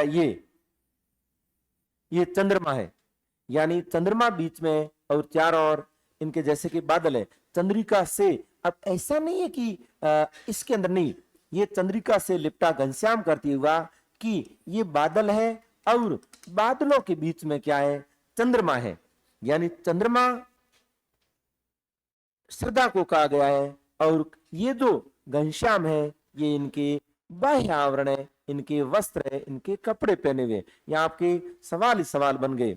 कुसुम वैभव में लता समान, की लता बेल है वो जैसे कि अपन पौधे का तना है उसकी तरह रहती है, और फूल उसके ऊपर लगते हैं। शरीर जो वस्त्रों के अंदर है, आगे आएगा अध खुला, तो यहाँ लता है वो अंदर और उसके ऊपर फूल वो बाहर, जिस नायिका के अंग भी कह सकते हैं। तो यहाँ पर ये उनके अंग भी लिए जा सकते हैं और वस्त्र भी लिए जा सकते हैं, और ये उनका शरीर है।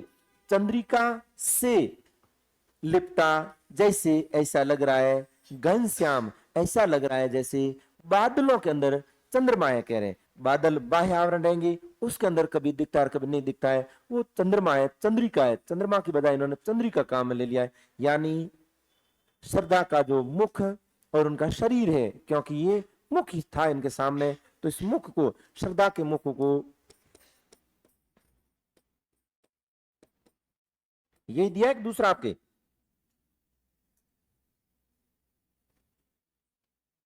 दूसरा है, शादी कर दिया है, कोई बात नहीं। और घनश्याम बादल है जो इनके कपड़े हो सकते हैं।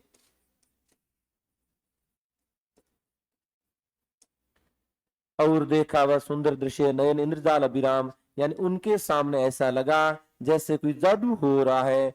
कुसुम वैभव में लता समान, यानी पुष्प के फूलों के साम्राज्य में जैसे लता रहती है, और चंद्रिका जैसे बादलों से घिरी रहती है, वैसे चंद्रिका ये श्रद्धा का मुख है, लता श्रद्धा को कहा गया है। ये इनके बाह्य आवरण यानी कि वस्त्र हो सकते हैं, ये भी बाह्य आवरण यानी ये वस्त्र हो सकते हैं। हो सकते क्या है यूं, हृदय की अनुकृति बाह्य उदार, एक लंबी काया उन्मुक्त मधु पवन क्रीडित जौ शिशु साल सुशोभित हो सौरभ संयुक्त। अब यूं तो क्या हम सीधा देते हैं, बहुत ज्यादा कठिन है, बहुत ज्यादा कठिन है, क्योंकि कुछ पल्ले ही नहीं पड़ रहा है। लेकिन आप एक एक करके आगे बढ़िए यूं, और किताब वाली चीज आप 10 बार पढ़ोगे तब याद रहेगी। ढंग से समझ लिया तो हो सकता है आप इसको 5 बार में कन्वर्ट कर सकते हैं। हृदय ये बाह्य चीज है, एक अंदर की चीज है।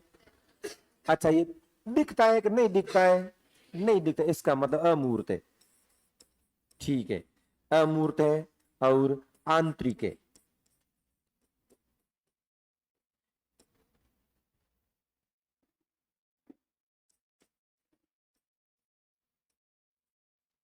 की अनुकृति की फोटोकॉपी, एक तरह से कह रहे हैं कि नकल।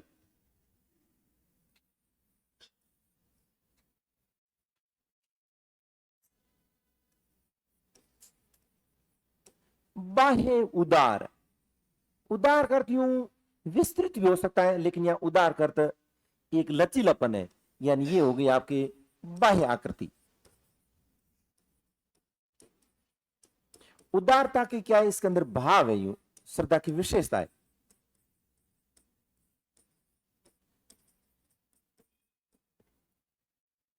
अब दो चीज लिए कि श्रद्धा जितनी बाह्य रूप से सुंदर नजर आ रही है, उतनी वो आंतरिक रूप से भी सुंदर है, कह रहे हैं।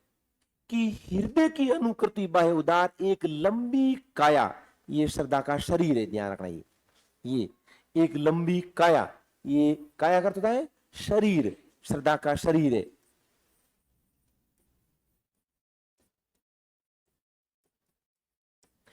जो सवाल बनेगा वो बता दूंगी, ये सवाल है, यहां ध्यान रखना। उन्मुक्त अर्थ है फिर ये स्वच्छंद है, ये विचारों से स्वच्छंद है। ऊपर एक शब्द आपकी ये बना कि श्रद्धा की विशेषता है ये वो उदार हृदय है, यानी हृदय की अनुकृति बाह्य उदार की जितनी वो अंदर से उदार है, कोमल है, सहृदय है, बाह्य रूप से वो ऐसी प्रतीत हो रही है। क्यों?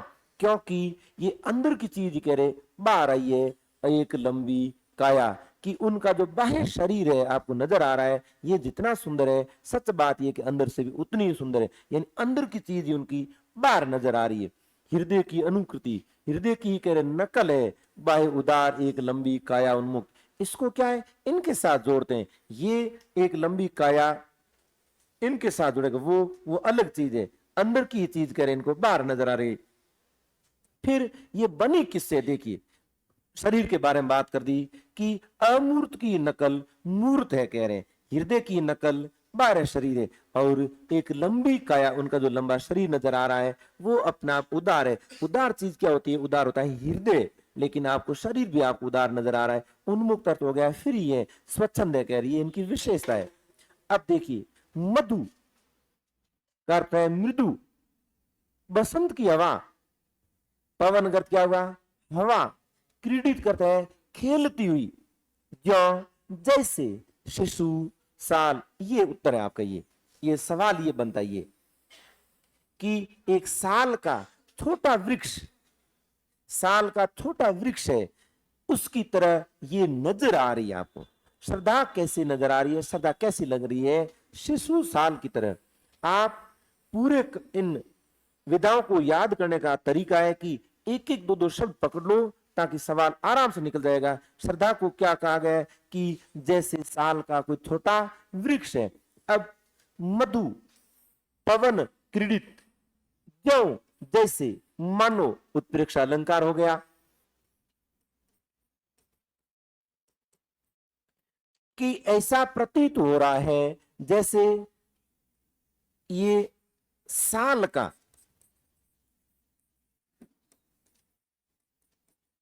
छोटा वृक्ष। ये मुझे भी पता नहीं होता, लेकिन हमने जब इस चीज का प्रैक्टिकली हम कारीगरों के संपर्क में आते हैं, वो कहते हैं साल की लकड़ी है कि अरे वो तो हमारे आता है वहां वही है।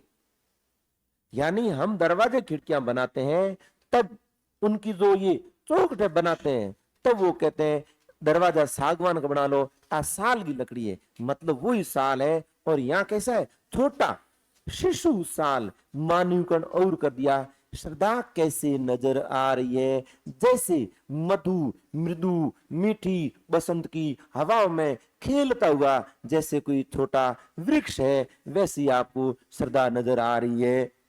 सुशोभित हो, सौरभ यानी सुगंध से संयुक्त, उससे सहित होकर, उससे मिलकर, कह रहे हैं यानी पूरा पूरा प्राकृतिक वातावरण। कितने सवाल कैसे बने देखिए। हृदय की, अंदर की हृदय की अनुकृति, कह रहे बाहर शरीर उनके अंदर के जैसा ही है। उदार हृदय है तो शरीर भी उदार है, और उनकी एक लंबी काया है, कह रहे। फिर आगे बढ़ते हैं कि कैसा, जैसे एक साल का वृक्ष है जो आप पवन की जैसे यूं मधुर हवाएं चल रही है और उसमें हिलता डुलता सा नजर आ रहा है, ऐसी श्रद्धा है, कह रहे। फिर सुशोभित, ये शोभायमान हो। सौरभ का अर्थ क्या होता है, सुगंध, संयुक्त से सुगंधित, सुगंध को साथ में लेकर। यानी यहां पर क्या है, ये जो श्रद्धा है उनके शरीर में एक तरह से इस प्रकार की इन्होंने शोभा आभा बता दी कि जिस प्रकार से कोई एक वृक्ष है और उनसे इतनी बढ़िया हवा स्पर्श करके आती है और उस वृक्ष के अंदर आपकी सुगंध आ रही है, वैसे ही इनका शरीर है। एक स्वाभाविक है कि जब ये इस प्रकार की इनकी कल्पना की गई तो इनके शरीर से एक विशेष सुगंध भी आती है। हालांकि यहाँ पर इस वृक्ष के संदर्भ में बताया, लेकिन ये जो छोटा वृक्ष है, छोटा पौधा है, यही तो यहाँ श्रद्धा है। मधु का अर्थ है बसंत ऋतु के समय जो चलने वाली मृदु हवा है, मीठी। अब मीठी क्या होती है, लेकिन इसका भाव ये पवन से क्रीडित करते हैं, खेलता हुआ, जो जैसे कि ऐसा लग रहा है जैसे इस प्रकार की हवा से एक छोटा पौधा कैसे खेलता है, वैसे हम लोगों को नजर कौन आ रही है, श्रद्धा सुशोभित हो रही सौरभ संयुक्त। अब ये इस प्रकार की सुगंधित हवा से कह रहे हैं शोभायमान हो रहा है, लेकिन यह है आपकी श्रद्धा मसृण यानी कोमल, गांधार देश के नील रोम वाले मेषों के चरम ढक रहे उसका वपु कांत बन रहा था वह कोमल वर्म। जैसे पिछले सवाल में आपके एक सवाल बन गया ये शिशुशाला, हाँ बस एक, और कुछ नहीं याद करना आपको, एक सवाल, एक छंद में एक सवाल, या आपके एक सवाल बन गया ये सवाल, और ये मिलाकर एक सवाल बनता है। बस इस छंद से इतना एक सवाल याद कर लिया, छंद आपकी क्लियर हो गया। यानी मसृण का अर्थ है कोमल, चिकने। शाब्दिक अर्थ भले एक एक लेके, लेकिन नहीं रहते याद, एक सीमा से आगे आप नहीं कर पाओगे याद। गांधार, कंधार अफगानिस्तान वाला देश के नीले ये रंग है, रोम बाल।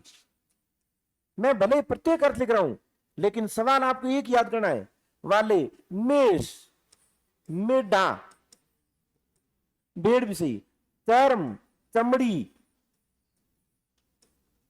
ढक रहे थे उसका श्रद्धा का,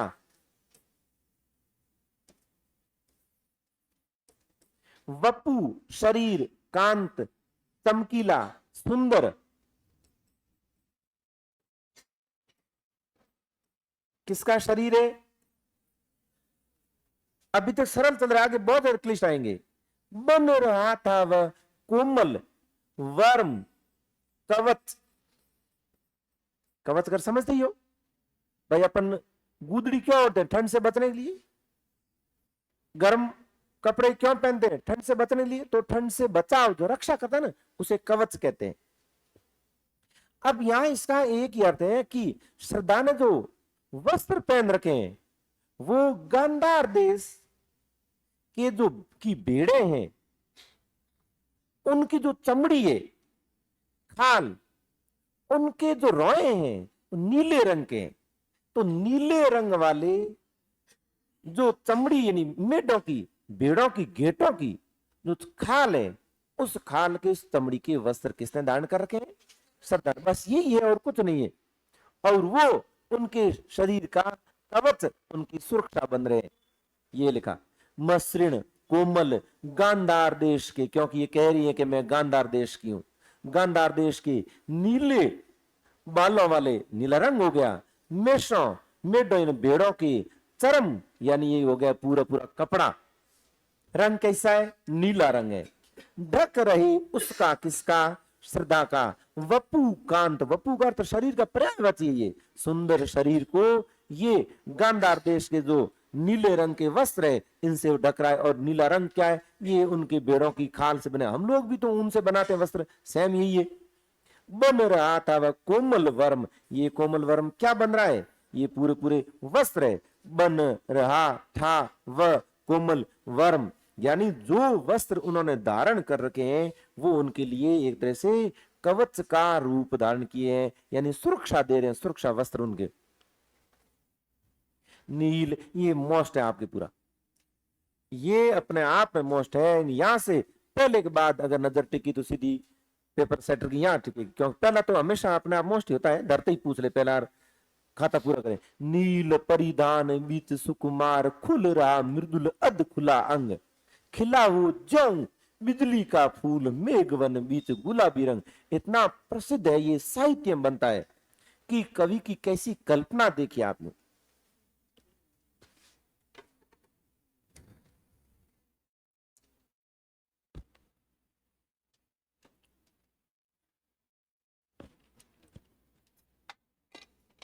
पढ़ते रहोगे भूलते रहोगे, पढ़ते रहोगे भूलते रहोगे, प्रक्रिया चलती रहेगी।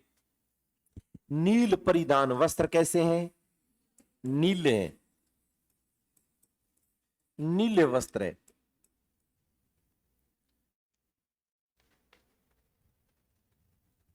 ये किसके बने हैं वस्त्र?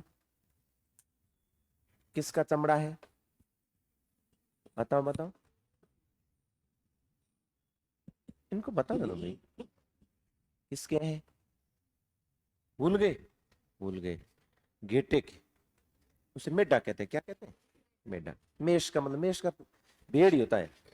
गुरु नानक को पढ़ोगे ना आप कभी, तो हर माँ अपने बच्चे की रक्षा करती है, केवल एक भेड़ को छोड़कर। बस ई कारण लड़डी भी क्यों।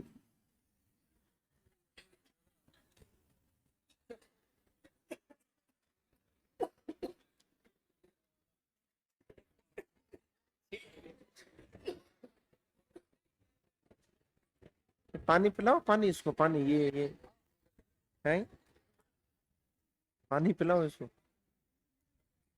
दो हादसा पहले आपने हो चुका है, ध्यान रख, दो हादसा।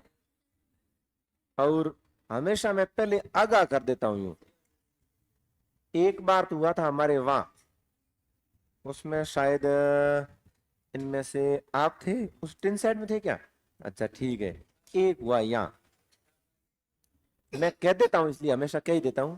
वहां पर क्या था, बैच चल रहा था इधर, उस पंक्ति में एक कैंडिडेट है जो लेक्चर बन गई, उनकी करतूत थी यूं। करतूत क्या थी, वही बेचारे डर गई यूं। बैठे थे, पहले क्या है, गर्ल्स इधर बैठती, बॉयज इधर बैठते, टिन साइड में जब हम चलाते वहां कोचिंग यूं। तो मैं यूं पढ़ा ही रहा था, अब फटाका तो सबने सुना, आपने सुना, मैंने नहीं सुना यूं। लेकिन मुझे पता है कि ये यहाँ अंदर कोई आएगा नहीं, इतने आप लोग बैठे हो, और बाहर कोई है तो हमारे कब्जे में नहीं, इसलिए सीधे उसे भयभीत होते नहीं हो। एक छिपकली गिरी कि नहीं गिरी क्लियर नहीं है, मतलब वो ऐसा हादसा था कि उसमें हमें लगा कि ये कोचिंग कितनी रिस्की है हमारे लिए यूं। अब करें करें क्या, ये ऐसी कंडीशन बन गई यूं।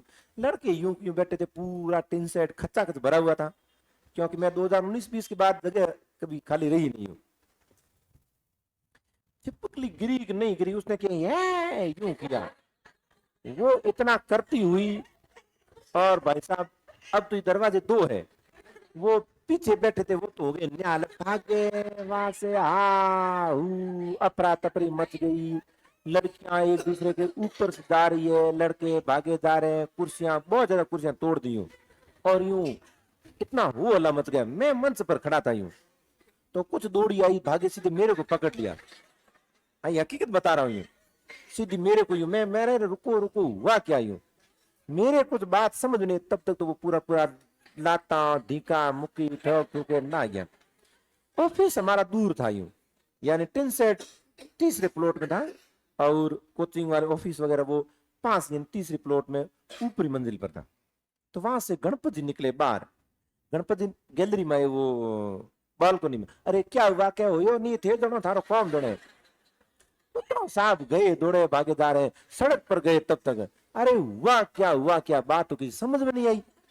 अब वो कई बार खड़े के अंदर खड़े, फिर मैं तो यही खड़ा था कि अब करे तो करे क्या, क्या कर सकता, अपने हाथ में कुछ नहीं, पूरा खेल तो खत्म हो गया। यूं कुर्सियां तोड़ दी, उसमें कई तो बैठे ही हाथ ठोक दिए गए, ठीक रहे नहीं गए। हकीकत बड़ा यूं एक तरह हादसा हो जाता। फिर वही लड़के बैठे, मैंने कहा चलो ये तो हो गया, अब बताओ क्या हुआ यूं। तो कहा सर हो नहीं, हम थे छोड़ो रहने दो, बात गए। फिर 5-7 दिन बाद किसी ने मेरे को कहा कि सर कुछ नहीं था, एक छिपकली की ने आठ हुई और आ मरी यो कियो, और उसके बाद ये हुआ कह रहे। उसमें हमारे काफी कुर्सियां टूट गई हूँ, बहुत सारी कुर्सियां टूट गई, लड़के मरते पड़ते बचे यूं। एक पिछले साल यहाँ हो गया, इसमें आप चौथे बैच में कोई थे कि नहीं थे, चतुर्थ बैच में आप चौथे में थे, आप बैठे थे। हाँ, तो यहाँ पर बैठे थे, और अब मैं उनका जिक्र तो नहीं करूंगा, आदमी का भाई हूँ। और लड़कियां यूं ही बैठी थी, मॉर्निंग की क्लास थी शायद, वहां एक लड़की बैठी, तो उनको बैठे बैठे पानी पिया नहीं, छोरी यूं कुर्सी पर निडाल हो गई हूँ, जस्ट यही। वो मैं आज पढ़ा रहा यूं ही खड़ा ही था यूं, और बात यूं कर रहे, करंट आयो लाइट, और हाँ दो चीज एक आदमी विवेक शून्य हो जाए। अरे आए क्यों आए, ये तू 4-5 तो पूजा दे बाहर है, मैं बोलना कूद कूद गया। मैंने कहा रुको रुको रुको, हुआ क्या? और था तो कुछ था नहीं, था ही कुछ नहीं। अब कोई बिल्डिंग में कोई करंट आवे। फिर मैंने पूरा इसका स्ट्रक्चर समझाया। मैंने कहा बहुत मजबूत बनाइए। 4-5 जने भाग गए। उसमें 1-2 अच्छे भले आदमी थे जो यूं बहादुर बने हुए थे, लेकिन वे तो ना कहेंगे। पूरा पूरा मार ली, गली भरी गई और सारे सड़क पर चले गए। उसके बाद हमेशा कहता हूँ, एकदम ऐसा कुछ हो भी जाए ना, वहां तो क्या सांप निकल जाते थे हमारे यहाँ, ये नहीं निकल भी जाए तो भी कहता हूँ कुर्सी के ऊपर खड़े हो जाओ, लेकिन हु कर ना हो मत। इतना जना बैठा होते हो सकेंगे लाग की बागी तो कैडी हो, परेशानी तो हो ही जाएगी। तो ये कुछ नहीं था अभी वाला, ये उसके आगे कुछ है ही नहीं, आप चिंता ही मत करो। ऐसे तो ये होते ही रहेंगे, फटाके छूटते रहेंगे, तो दीपावली का अवसर पर छूटते रहेंगे फटाके। नील परिधान, नीले वस्त्रों के बीच सुकुमार सुंदर, खुल रहा मृदुल अर्ध खुला अंग। देखिए कह रहे खुल रहा है, मृदुल का तो कोमल, अर्ध खुला अंग, यानी श्रद्धा ने वस्त्र धारण कर रखे हैं तो पूरा शरीर नहीं ढका है, आधा शरीर ढका है, चेहरा खुला है। तो जो चेहरा खुला है इसे क्या कहा है? अर्ध खुला अंग। खिला हो ऐसा प्रतीत हुआ जो उत्प्रेक्षा आपके चल ही रहा है। ये कवि की मौलिक कल्पना है। जो बिजली का फूल, अब सबको पता है कि बिजली का फूल होता नहीं है, लेकिन कवि की कल्पना है मेघवन, बादलों का बगीचा नहीं होता है। मेघवन यानी बादलों का वन, बादलों का वन। और यहां फूल किसका है? बिजली का। बिजली का फूल मेघवन बीच गुलाबी रंग। ये गुलाबी रंग है, ये है एक बार तो बिजली का है, लेकिन बिजली का तो शाब्दिक है, बिजली का रंग, जो कि ये भी नहीं होता, सबको पता है गुलाबी रंग बिजली का नहीं होता है। यानी ये किसके लिए आया है? ये आया है श्रद्धा के लिए। अब इसमें क्या सवाल है? तो कोई भी आ सकता है, यूं कुछ भी पूछा जा सकता है कि श्रद्धा की विशेषता बताई गई है। श्रद्धा की कैसी विशेषता बताई है? कि श्रद्धा नीले परिधानों को, नीले वस्त्रों को, कपड़ों को धारण किए हुए के बीच, इन कपड़ों के बीच में से, यानी कपड़े तो बाहर ही है, ये हाथ खुले हैं, ये मुख खुला है, तो बीच सुकुमार, कपड़ों के अंदर उनका शरीर कह रहे सामने नजर आ रहा है, खुल रहा मृदुल अर्ध खुला अंग। उन्होंने अपने शरीर को 100% नहीं ढक रखा है, आधे कपड़े पहन रखे हैं, आधा शरीर कह रहे खुला है। कैसा लग रहा है? कि जैसे खिला हो। क्या खिला हो? जो बिजली का फूल, यानी बादल, चारों ओर बादल है, घिरे हुए बादलों के बीच बिजली कैसे चमकती है? अब बताइए, बादल श्रद्धा है या कपड़े हैं? तो सवाल निकलेगा नहीं भाई। बादल श्रद्धा है या कपड़े हैं? बताओ कैसे भाई? बादल, बिजली के अंदर बादल रहेंगे, एक बादलों के अंदर से बिजलियां, तो हो गया ना, फिर क्लियर मामला। इससे पहले वाला वो थोड़ा उलट दे दिया, इसलिए थोड़ी समस्या। ये सही है कि बादल हमें यूं नीचे नजर आ रहे हैं और उसके अंदर से बिजली हमें चमकती नजर आ रही है। बिजली समाप्त हो सकती है, बादल फिर भी रहेंगे। तो कपड़े हैं, ये बाह्य आवरण है। और श्रद्धा का मुख, चेहरा मोरा, वो उसके अंदर है। 2 परत होगी, एक बाहरी परत है, एक अंदर। जैसे कि मेरा मुख, चेहरा ये अंदर है और ये कपड़े ये बाहर है।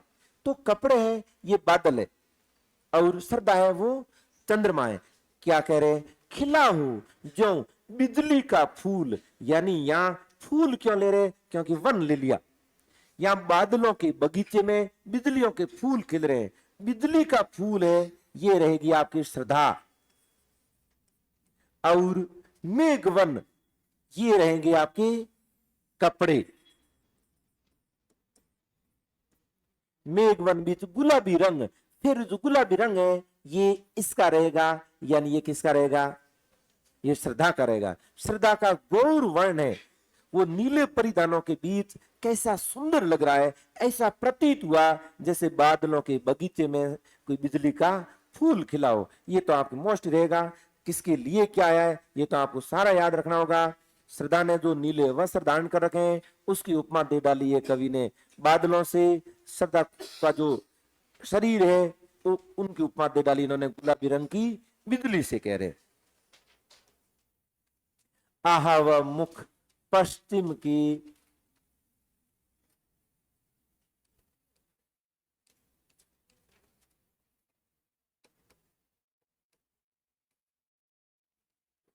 आहा वह मुख एक एक याद करना होगा। यहां मुख की बात कर रहे हैं। पश्चिम की व्योम कर क्या हुआ आकाश। क्या लिखा है व्योम सही कर दो। आह वह मुख पश्चिम के व्योम बीच जब गिरते हो घनश्याम। घनश्याम का क्या हुआ बादल। अरुण रवि मंडल अरुण करता है लाल। रवि मंडल का होता है सूर्य का घेरा।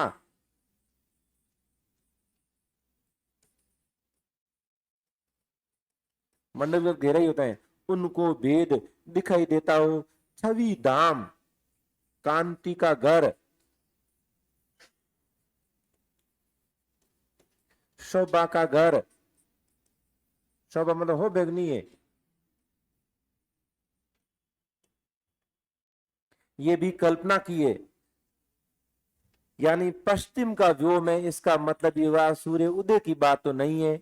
ऐसा सवाल आए तो कम से कम अपने अकल तो न निकले यूं कि पता नहीं प्रातः काल है या फिर साय काल है। हमने तो इसको पढ़ा ही नहीं। पढ़े क्या है इधर जा रहे हो तो सूर्यास्त हो रहा है इधर है तो सूर्य उदय हो रहा है। स्वाभाविक बात है। आह वह एक तरह से सौंदर्य की प्रशंसा कर रहे हैं। सदा के मुख की बात की गई है। पश्चिम के व्योम बीच यानी पश्चिम दिशा आसमान। ठीक है अब यहां क्या बताए जा रहे हैं कि जब गिरते हो घनश्याम शाम के समय इधर काले बादल गिरे हैं। अरुण रवि मंडल उनको भेद किन को भेद बादलों को भेद दिखाई देता हो छवि धाम कांति का घर। फिर दो बातें आ गई यहां एक है बादल एक है सूर्य। तो श्रद्धा के कपड़े और शरीर में बताइए। अब श्रद्धा के कपड़ों की तुलना किससे की है केवल आप बादलों से की है। तो मुख की तुलना किससे की है बिल्कुल सही है यही है। यानी जैसे ये कपड़े हैं तो ये काले बादल है इनमें उनका सुंदर चेहरा है वो क्या है सूर्य है। पूरे इसके अंदर पूरे छंद में किसकी प्रशंसा की गई है किसकी मुख की। हाँ एक एक अंग चलेगा ध्यान रखना। यहाँ इस पूरे छंद में श्रद्धा के मुख की कवि ने मुख के सौंदर्य का चित्रण किया है। मुख का करेंगे होठों का करेंगे पूरे शरीर के सौंदर्य का चित्रण करेंगे। यानी यहाँ आव मुख ऐसे सवाल आप जैसे निकालें ओल्ड पेपर में मिलेंगे लेकिन इसके ओल्ड पेपर में सवाल है कम। दो तीन दिन पूरे आपको 20 सवाल नहीं मिलेंगे 20 ज्यादा है 8-10 नहीं मिलेंगे। आव मुख पश्चिम के व्योम बीच व्योम यानी बादल आसमान सॉरी व्योम बीच जब गिरते हो घनश्याम ये कुछ नहीं है ये गिरते हो घनश्याम काले बादल जब गिरते हैं अरुण रवि मंडल उनको भेद इन काले बादलों को भेद कर सूर्य आपको कैसा सुंदर नजर आ रहा है दिखाई देता हो छवि धाम। जिस प्रकार से बादलों को भेद कर सूर्य आपको सुंदर नजर आ रहा है वैसे इन कपड़ों के अंदर से निखरा हुआ उनका सुंदर चेहरा नजर आ रहा है। पूरे छंद में किसकी प्रशंसा किसके सौंदर्य का चित्रण मुख। हाँ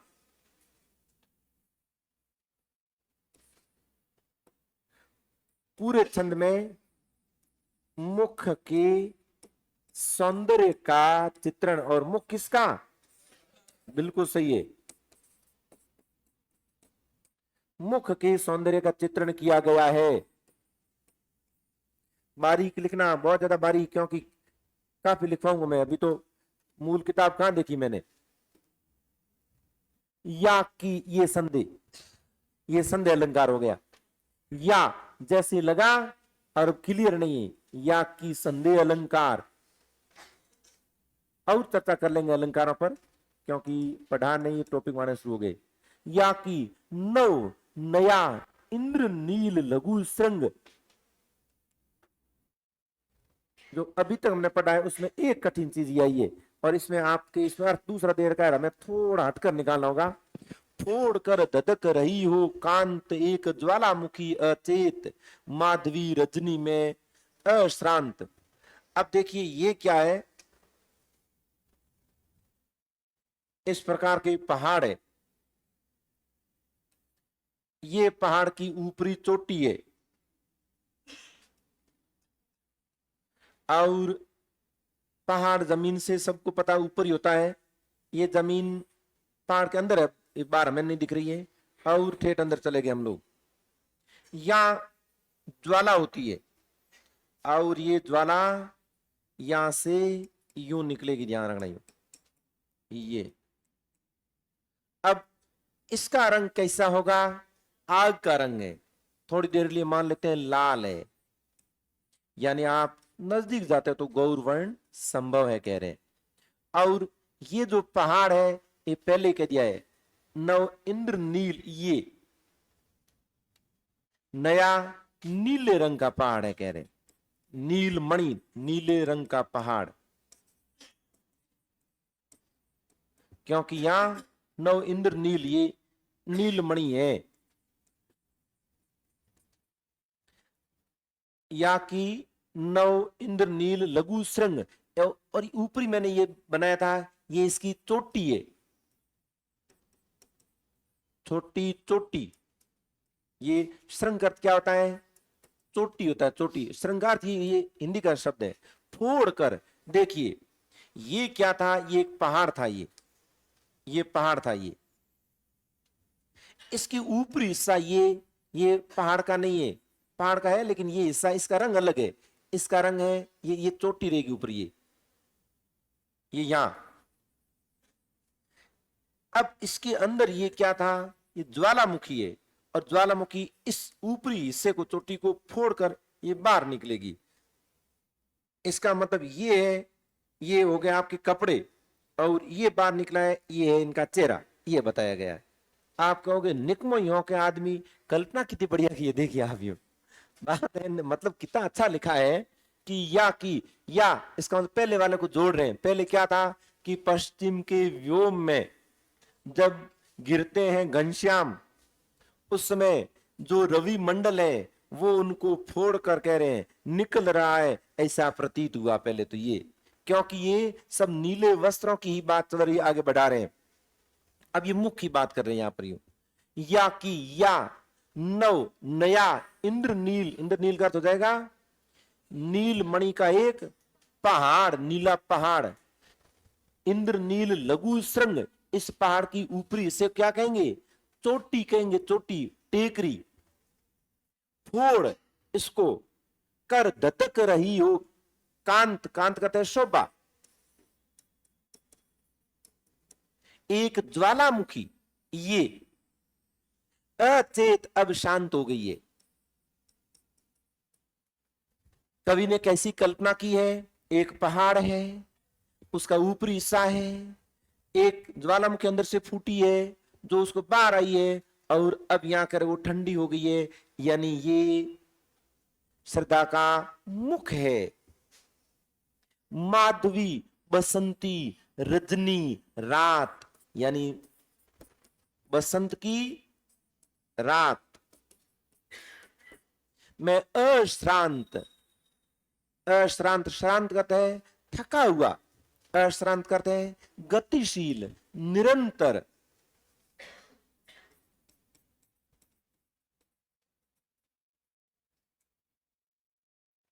कौन सी किताब है ये किसकी है ना, किताब है किसकी कह रहा हूं, लक्ष्य की है। क्या दे रखा है इसमें, कैसा दे रखा है, सेम दे रखा है। ये नहीं मिलती आपको मार्केट में,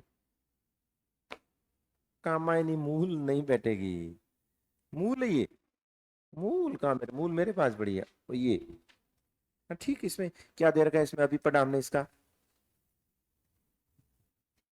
अभी हमने पढ़ा ना, इसमें इसका क्या दे रखा है, अभी आपको पूछ रहा हूं, अभी पढ़ा, इसका क्या दे रखा है समझ में आ रहा है कम आ रहा है, क्या दिया, मेरे को सुनाओ पढ़ के, सुनाओ सुनाओ क्या लिखा है, अभी जस्ट लिखा ना, हाँ है, ये इसका नहीं है, दूसरे के सहारे है, तो ये तो गिर रही है, घुंघराले बाल वो है,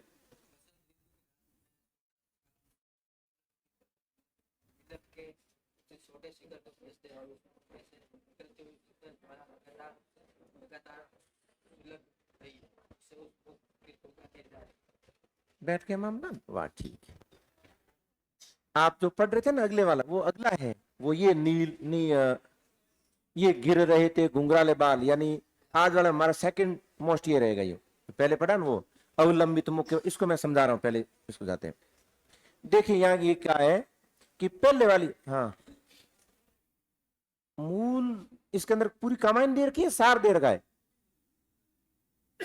सार नहीं है तो मूल होगी, तो मूल, लेकिन ये कामायनी मूल काम नहीं आएगी आपके, कामायनी मूल में कुरुक्षेत्र भी मैंने कहा मूल पढ़े, मूल तो मेरे पास पड़ी थी, कामायनी पढ़ी है, इसमें सार पढ़ना पड़ेगा, सार, ये पीडीएफ निकाली ना आपने, ये जैसे कि मेरे पास है ये, इसके अंदर व्याख्या दे रखी है, तो सवाल बनेगा, सवाल कामायनिकार कुरुक्षेत्र का, ये व्याख्या सहित बनेगा आपके, ये जहां मूल आते मैं बता दे तो मूल का, या की अलंकार संदेह, ये या की कहां से है, यहां से, यानी जो बात मुख की चल रही थी ना, उसी को आगे बढ़ाया है, उसी को आगे बढ़ाया है, यहां मुख के बारे में बताकर कहा अगर ऐसा नहीं है तो या वैसा है, नौ का अर्थ क्या लिखा आपने, नया, इंद्र नील का अर्थ क्या हुआ, एक नील मणि नीला पहाड़, अब चोटी पहाड़ की आटे पे तो को नहीं डाय ऊपर हुई,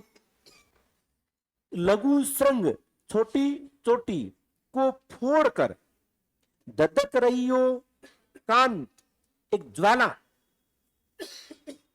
एक ज्वालामुखी, अचेत, अब ज्वालामुखी क्या है, शांत, माधवी रजनी में अश्रांत, ऐसी नजर आ रही है जैसे बसंत ऋतु की रात हो, एक ज्वालामुखी पर्वत, यानी एक पर्वत हो, वहां से ज्वालामुखी ददक कर बाहर निकली हो, और आपको वो क्या है, गतिशील निरंतर हल्की फुल्की ददकती सी नजर आ रही हो, ज्वालामुखी का जो रंग लाल होता है, श्रद्धा के मुख का रंग गोरा है, ज्वालामुखी से श्रद्धा के मुख की तुलना की गई है, पूरे छंद में श्रद्धा के मुख के सौंदर्य का चित्रण किया है,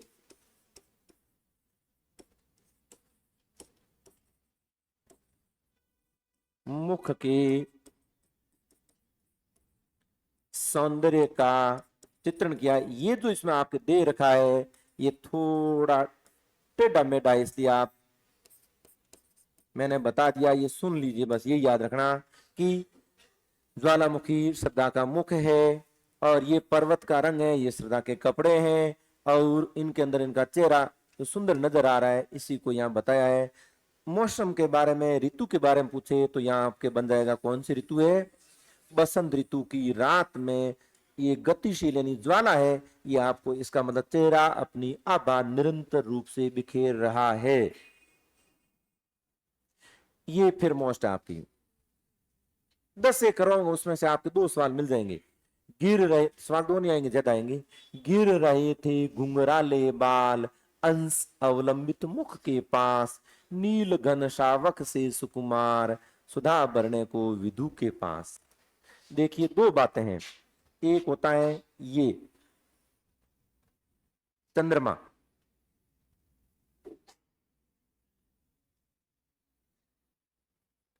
चंद्रमा चंद्रमा यू,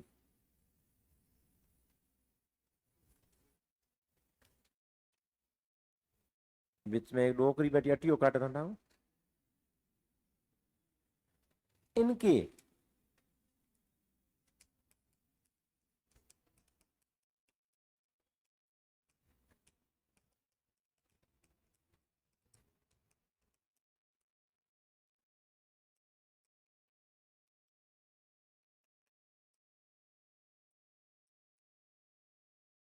एक थे हुने यो चंद्रमा के चारों ओर जल रही हो या करे जल रही, वो यही है ध्यान इसमें, यही है। इधर आपके रहेगी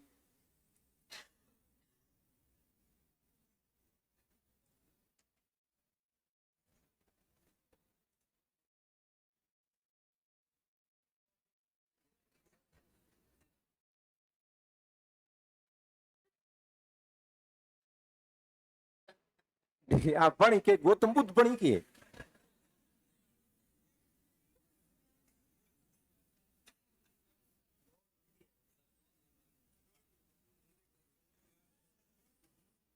थारे के करनो हूं थन हम ज्यादा चीज बाकी थारे के करनो हूं कोई चित्रकार तो हूं कौन कोई हो।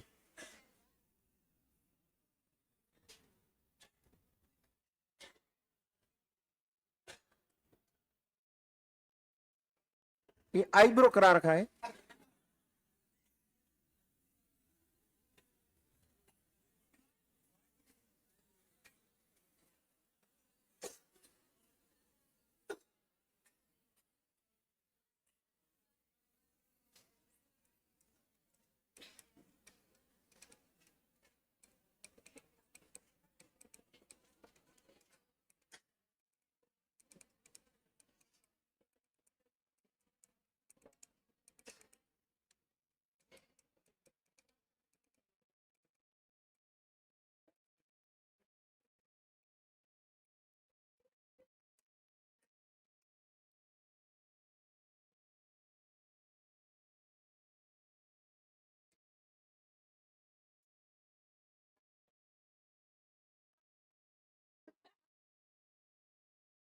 ये दिव्यांग है, ये नायिका है, ठीक है। अब ये जो ये दिख रहे हैं ना, ये इनके बाल हैं और ये इनके कंधे हैं, कंधा है, ये इनका मुख है।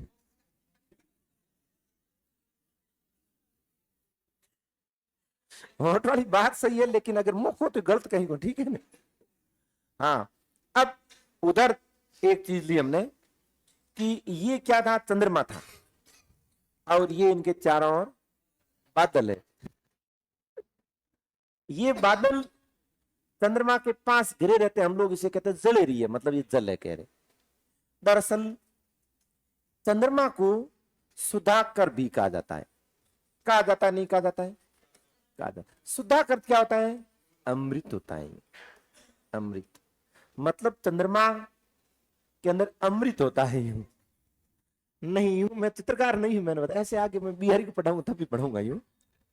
तो चंद्रमा को सुधाकर कहा जाता है, यानी ये बादल ये चंद्रमा के पास इसलिए गए हैं कि ये अमृत प्राप्त कर सके, किससे, चंद्रमा से, क्योंकि चंद्रमा को सुधाकर, चंद्रमा को अमृत का खजाना कहा जाता है। अब आप देखिए इधर क्या कह रहे हैं कि घिर रहे थे ये घुंघराले बाल, कहां पर, अंश, अंश का क्या है, कंधा।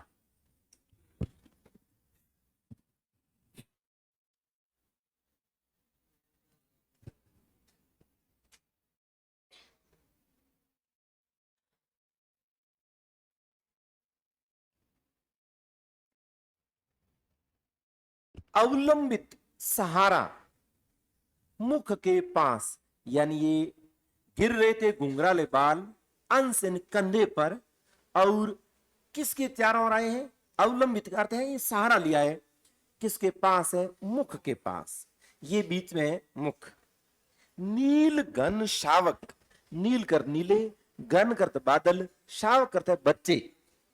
शावक का अर्थ शाब्दिक करते हैं बच्चे, बादलों के बच्चे नहीं होते हैं,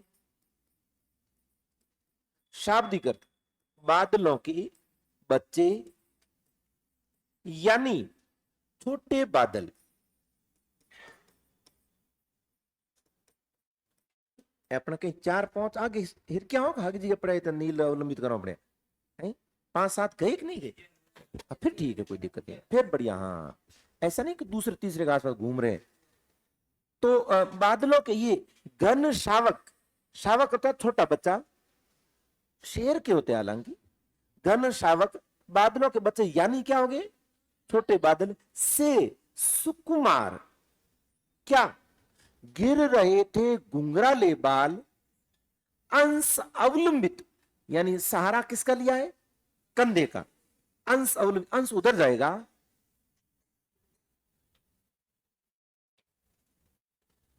अंश अवलंबित, कंधे के सहारे और किसके पास? मुख के पास। कैसे प्रतीत हो रहे हैं? नील घन शावक से सुकुमार। अब देखिए आपके एक सवाल तो बन गया कि जो घुंघराले काले बाल थे इनको किनके जैसा बताया है? दोनों चीज आपके सामने, दोनों आपके सामने है कि से सुकुमार, सुधा अर्थ क्या होता है? अमृत। भरने को विधु, चंद्रमा के पास। ये दोनों कंडीशन मैंने इसलिए बनाई है कि उधर चंद्रमा है, ये मुख है, वो बादल है, ये बाल है, बस। यानी का उनके बारे में, और हमें ये याद करना है यहां पर क्या कहे कि गिर रहे थे घुंघराले बाल, अब तो यहां नजर आ रहा है अंश अवलंबित मुख के पास, यानी कंधे का सहारा लेकर मुख के चारों ओर। ठीक इधर हो गया। अब आप इधर आइए, नील घन शावक, ये नीले छोटे छोटे बादलों के टुकड़े, से सुकुमार के समान सुंदर, सुधा, अरे कौन? नील घन शावक से सुकुमार, ये सुकुमार यानी छोटे छोटे बादल बच्चों के जैसे सुंदर, ये ऐसे के सुकुमार। सुधा, यहां से अमृत, भरने को किसके? विदु, विदुगत क्या हुआ? चंद्रमा के पास। दो चीज है आपके सामने, एक ये है कि काले बाल, मुख के चारों ओर लिपटे हुए, सहारा लिया है कंधे का, कंधे का कोई सवाल नहीं। इधर यह है कि छोटे छोटे बादल है, ऐसा लग रहा है जैसे अमृत पान करने के लिए किन के पास गए हैं? चंद्रमा के पास। अब आपको करना पड़ेगा रूपक अलंकार। रूपक में दो चीजों को मिलाकर एक करना होगा। इधर आया है आपके मुख, इधर आया है चंद्रमा, यानी श्रद्धा के मुख की तुलना किससे की है? चंद्रमा से की है। इधर आए बाल, इधर आए बादल, यानी श्रद्धा के बालों की तुलना किससे की है? छोटे छोटे बादलों से की। यही सवाल है आपके, यही सवाल है। यानी यहां पर ऐसा प्रतीत हो रहा था, उत्प्रेक्षा का उदात्त उदाहरण है ये,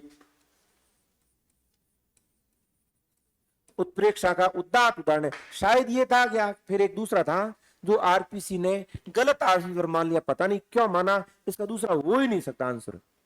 भले आरपीसी ने मान लिया, फिर भी हम इसी, या ये आगे कोई भी एक इतना मोस्ट सवाल था जो आरपीसी ने पूछा, उसका आंसर गलत मान लिया। पहले दूसरे लास्ट हमने की देखी नहीं, लेकिन यहां जो मैं पढ़ा रहा हूं यही फाइनल है।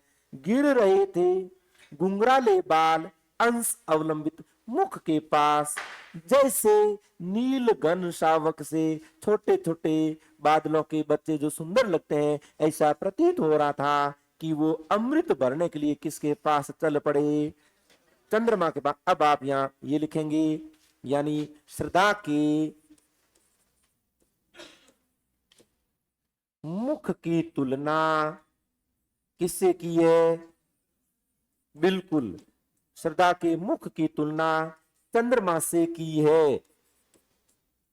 चंद्रमा से वह बालों की, वह सुंदर बालों की तुलना किससे की है? बादलों से, बस बादलों से की है। यही आपके सवाल है और कोई सवाल नहीं है। श्रद्धा के मुख की तुलना चंद्रमा से की है, बालों की तुलना बादलों से की है। जैसे बादल चंद्रमा के पास अमृत का पान करने के लिए गए हैं, वैसे ही इनके सुंदर सुंदर बाल इनके चेहरे के चारों ओर लिपटे हुए हैं। उत्प्रेक्षा मानव की प्रतीत होता है, ऐसी कल्पना कर डाली। यह आपकी एक मोस्ट उदाहरण है। सुधा का यहाँ कोई सवाल नहीं है, वो केवल उधर लिया है। ये मानव में आता है, प्रेक्षा में आता है। विदु यानी चंद्रमा है, जो कि मुख है और उस पर वह मुस्कान।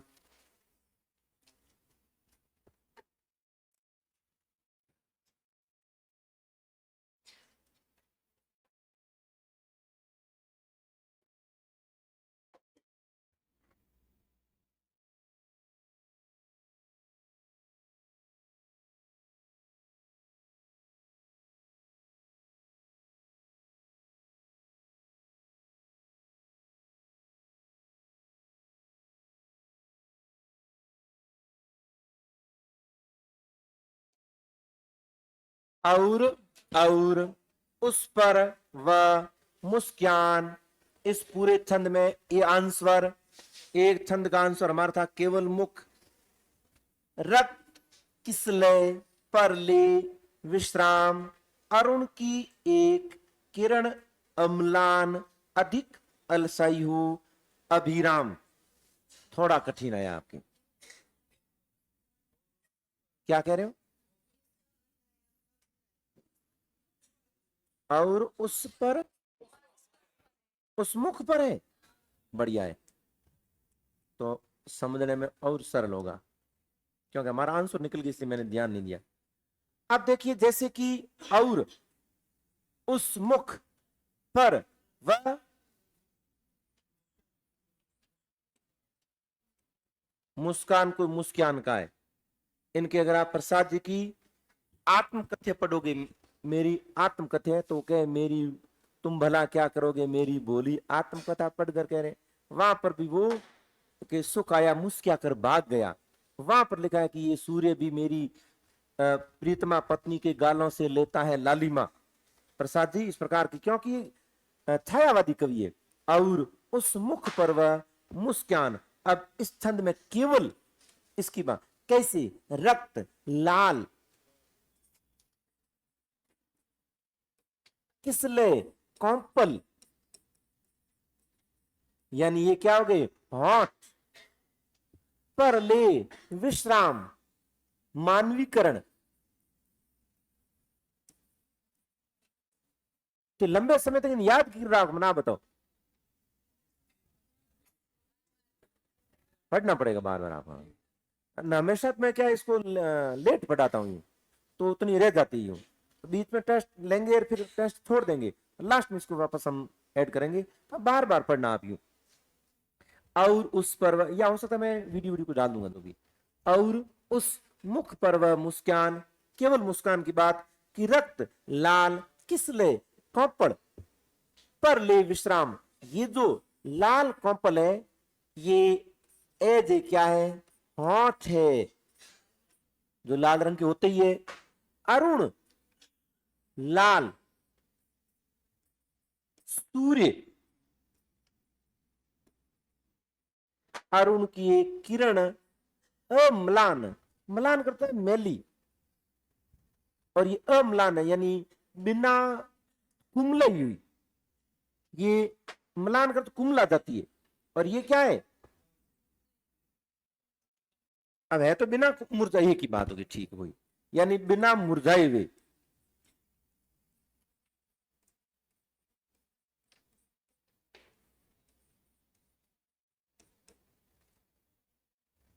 बिना मुरझाए हुए, अरुण की एक किरण, अम्लान, ये जो है ना किरण, ये ये है आपके, ये मुस्कान। और ये सूर्य जो बताया गया है, ये फिर आपके रहेंगे लाल, हॉट, अधिक, अलसाई हो, अभिराम। अभिराम का हो जाएगा आपकी सुंदर। एक बार फिर से बता रहा हूं, मैंने कहा थोड़े कठिन है। कठिन का मतलब ये हुआ, ले आओ ले आओ ले आओ ले आओ, और करेंगे, चर्चा करते रहेंगे यहाँ। आगे ले आओ, आगे ठेठ आगे, पन्नाराम का आगे पीछे शुरू कर दो।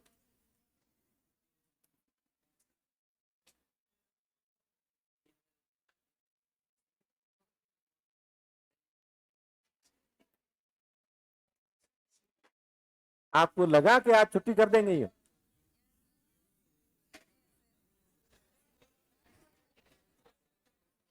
क्या है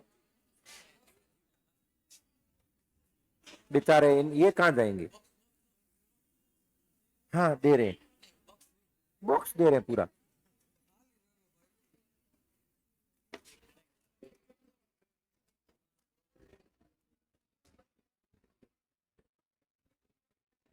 दे नहीं, मैं नहीं लूंगा, मैं गला खराब हो जाएगा। दे, मैं शुरू की। तो डबल क्लास लगाने का कारण यही था कि मॉर्निंग में मैंने यूं महसूस किया कि दूर दराज से है ना, वो काफी यूं व्यथित थे, उतावले थे, कि मायूस नहीं कह सकते। वही कल की क्लास लगाएंगे, ये तो कह रहे परसों लगाएंगे क्लास। परसों का अलग, मेरी मंशा वैसे नहीं थी, कल मॉर्निंग की थी यूं। तो कल मॉर्निंग वाली क्लास मैंने आज इसमें कन्वर्ट कर दिए। वापस लगाएंगे क्लास तब क्या है, फर्स्ट ग्रेड की आज एक लगी है तो फर्स्ट ग्रेड लगा देंगे एक दिन पहले, और आपकी लगाएंगे जस्ट दूसरे दिन ही हो, क्योंकि सायकाल को लगेगी इसलिए।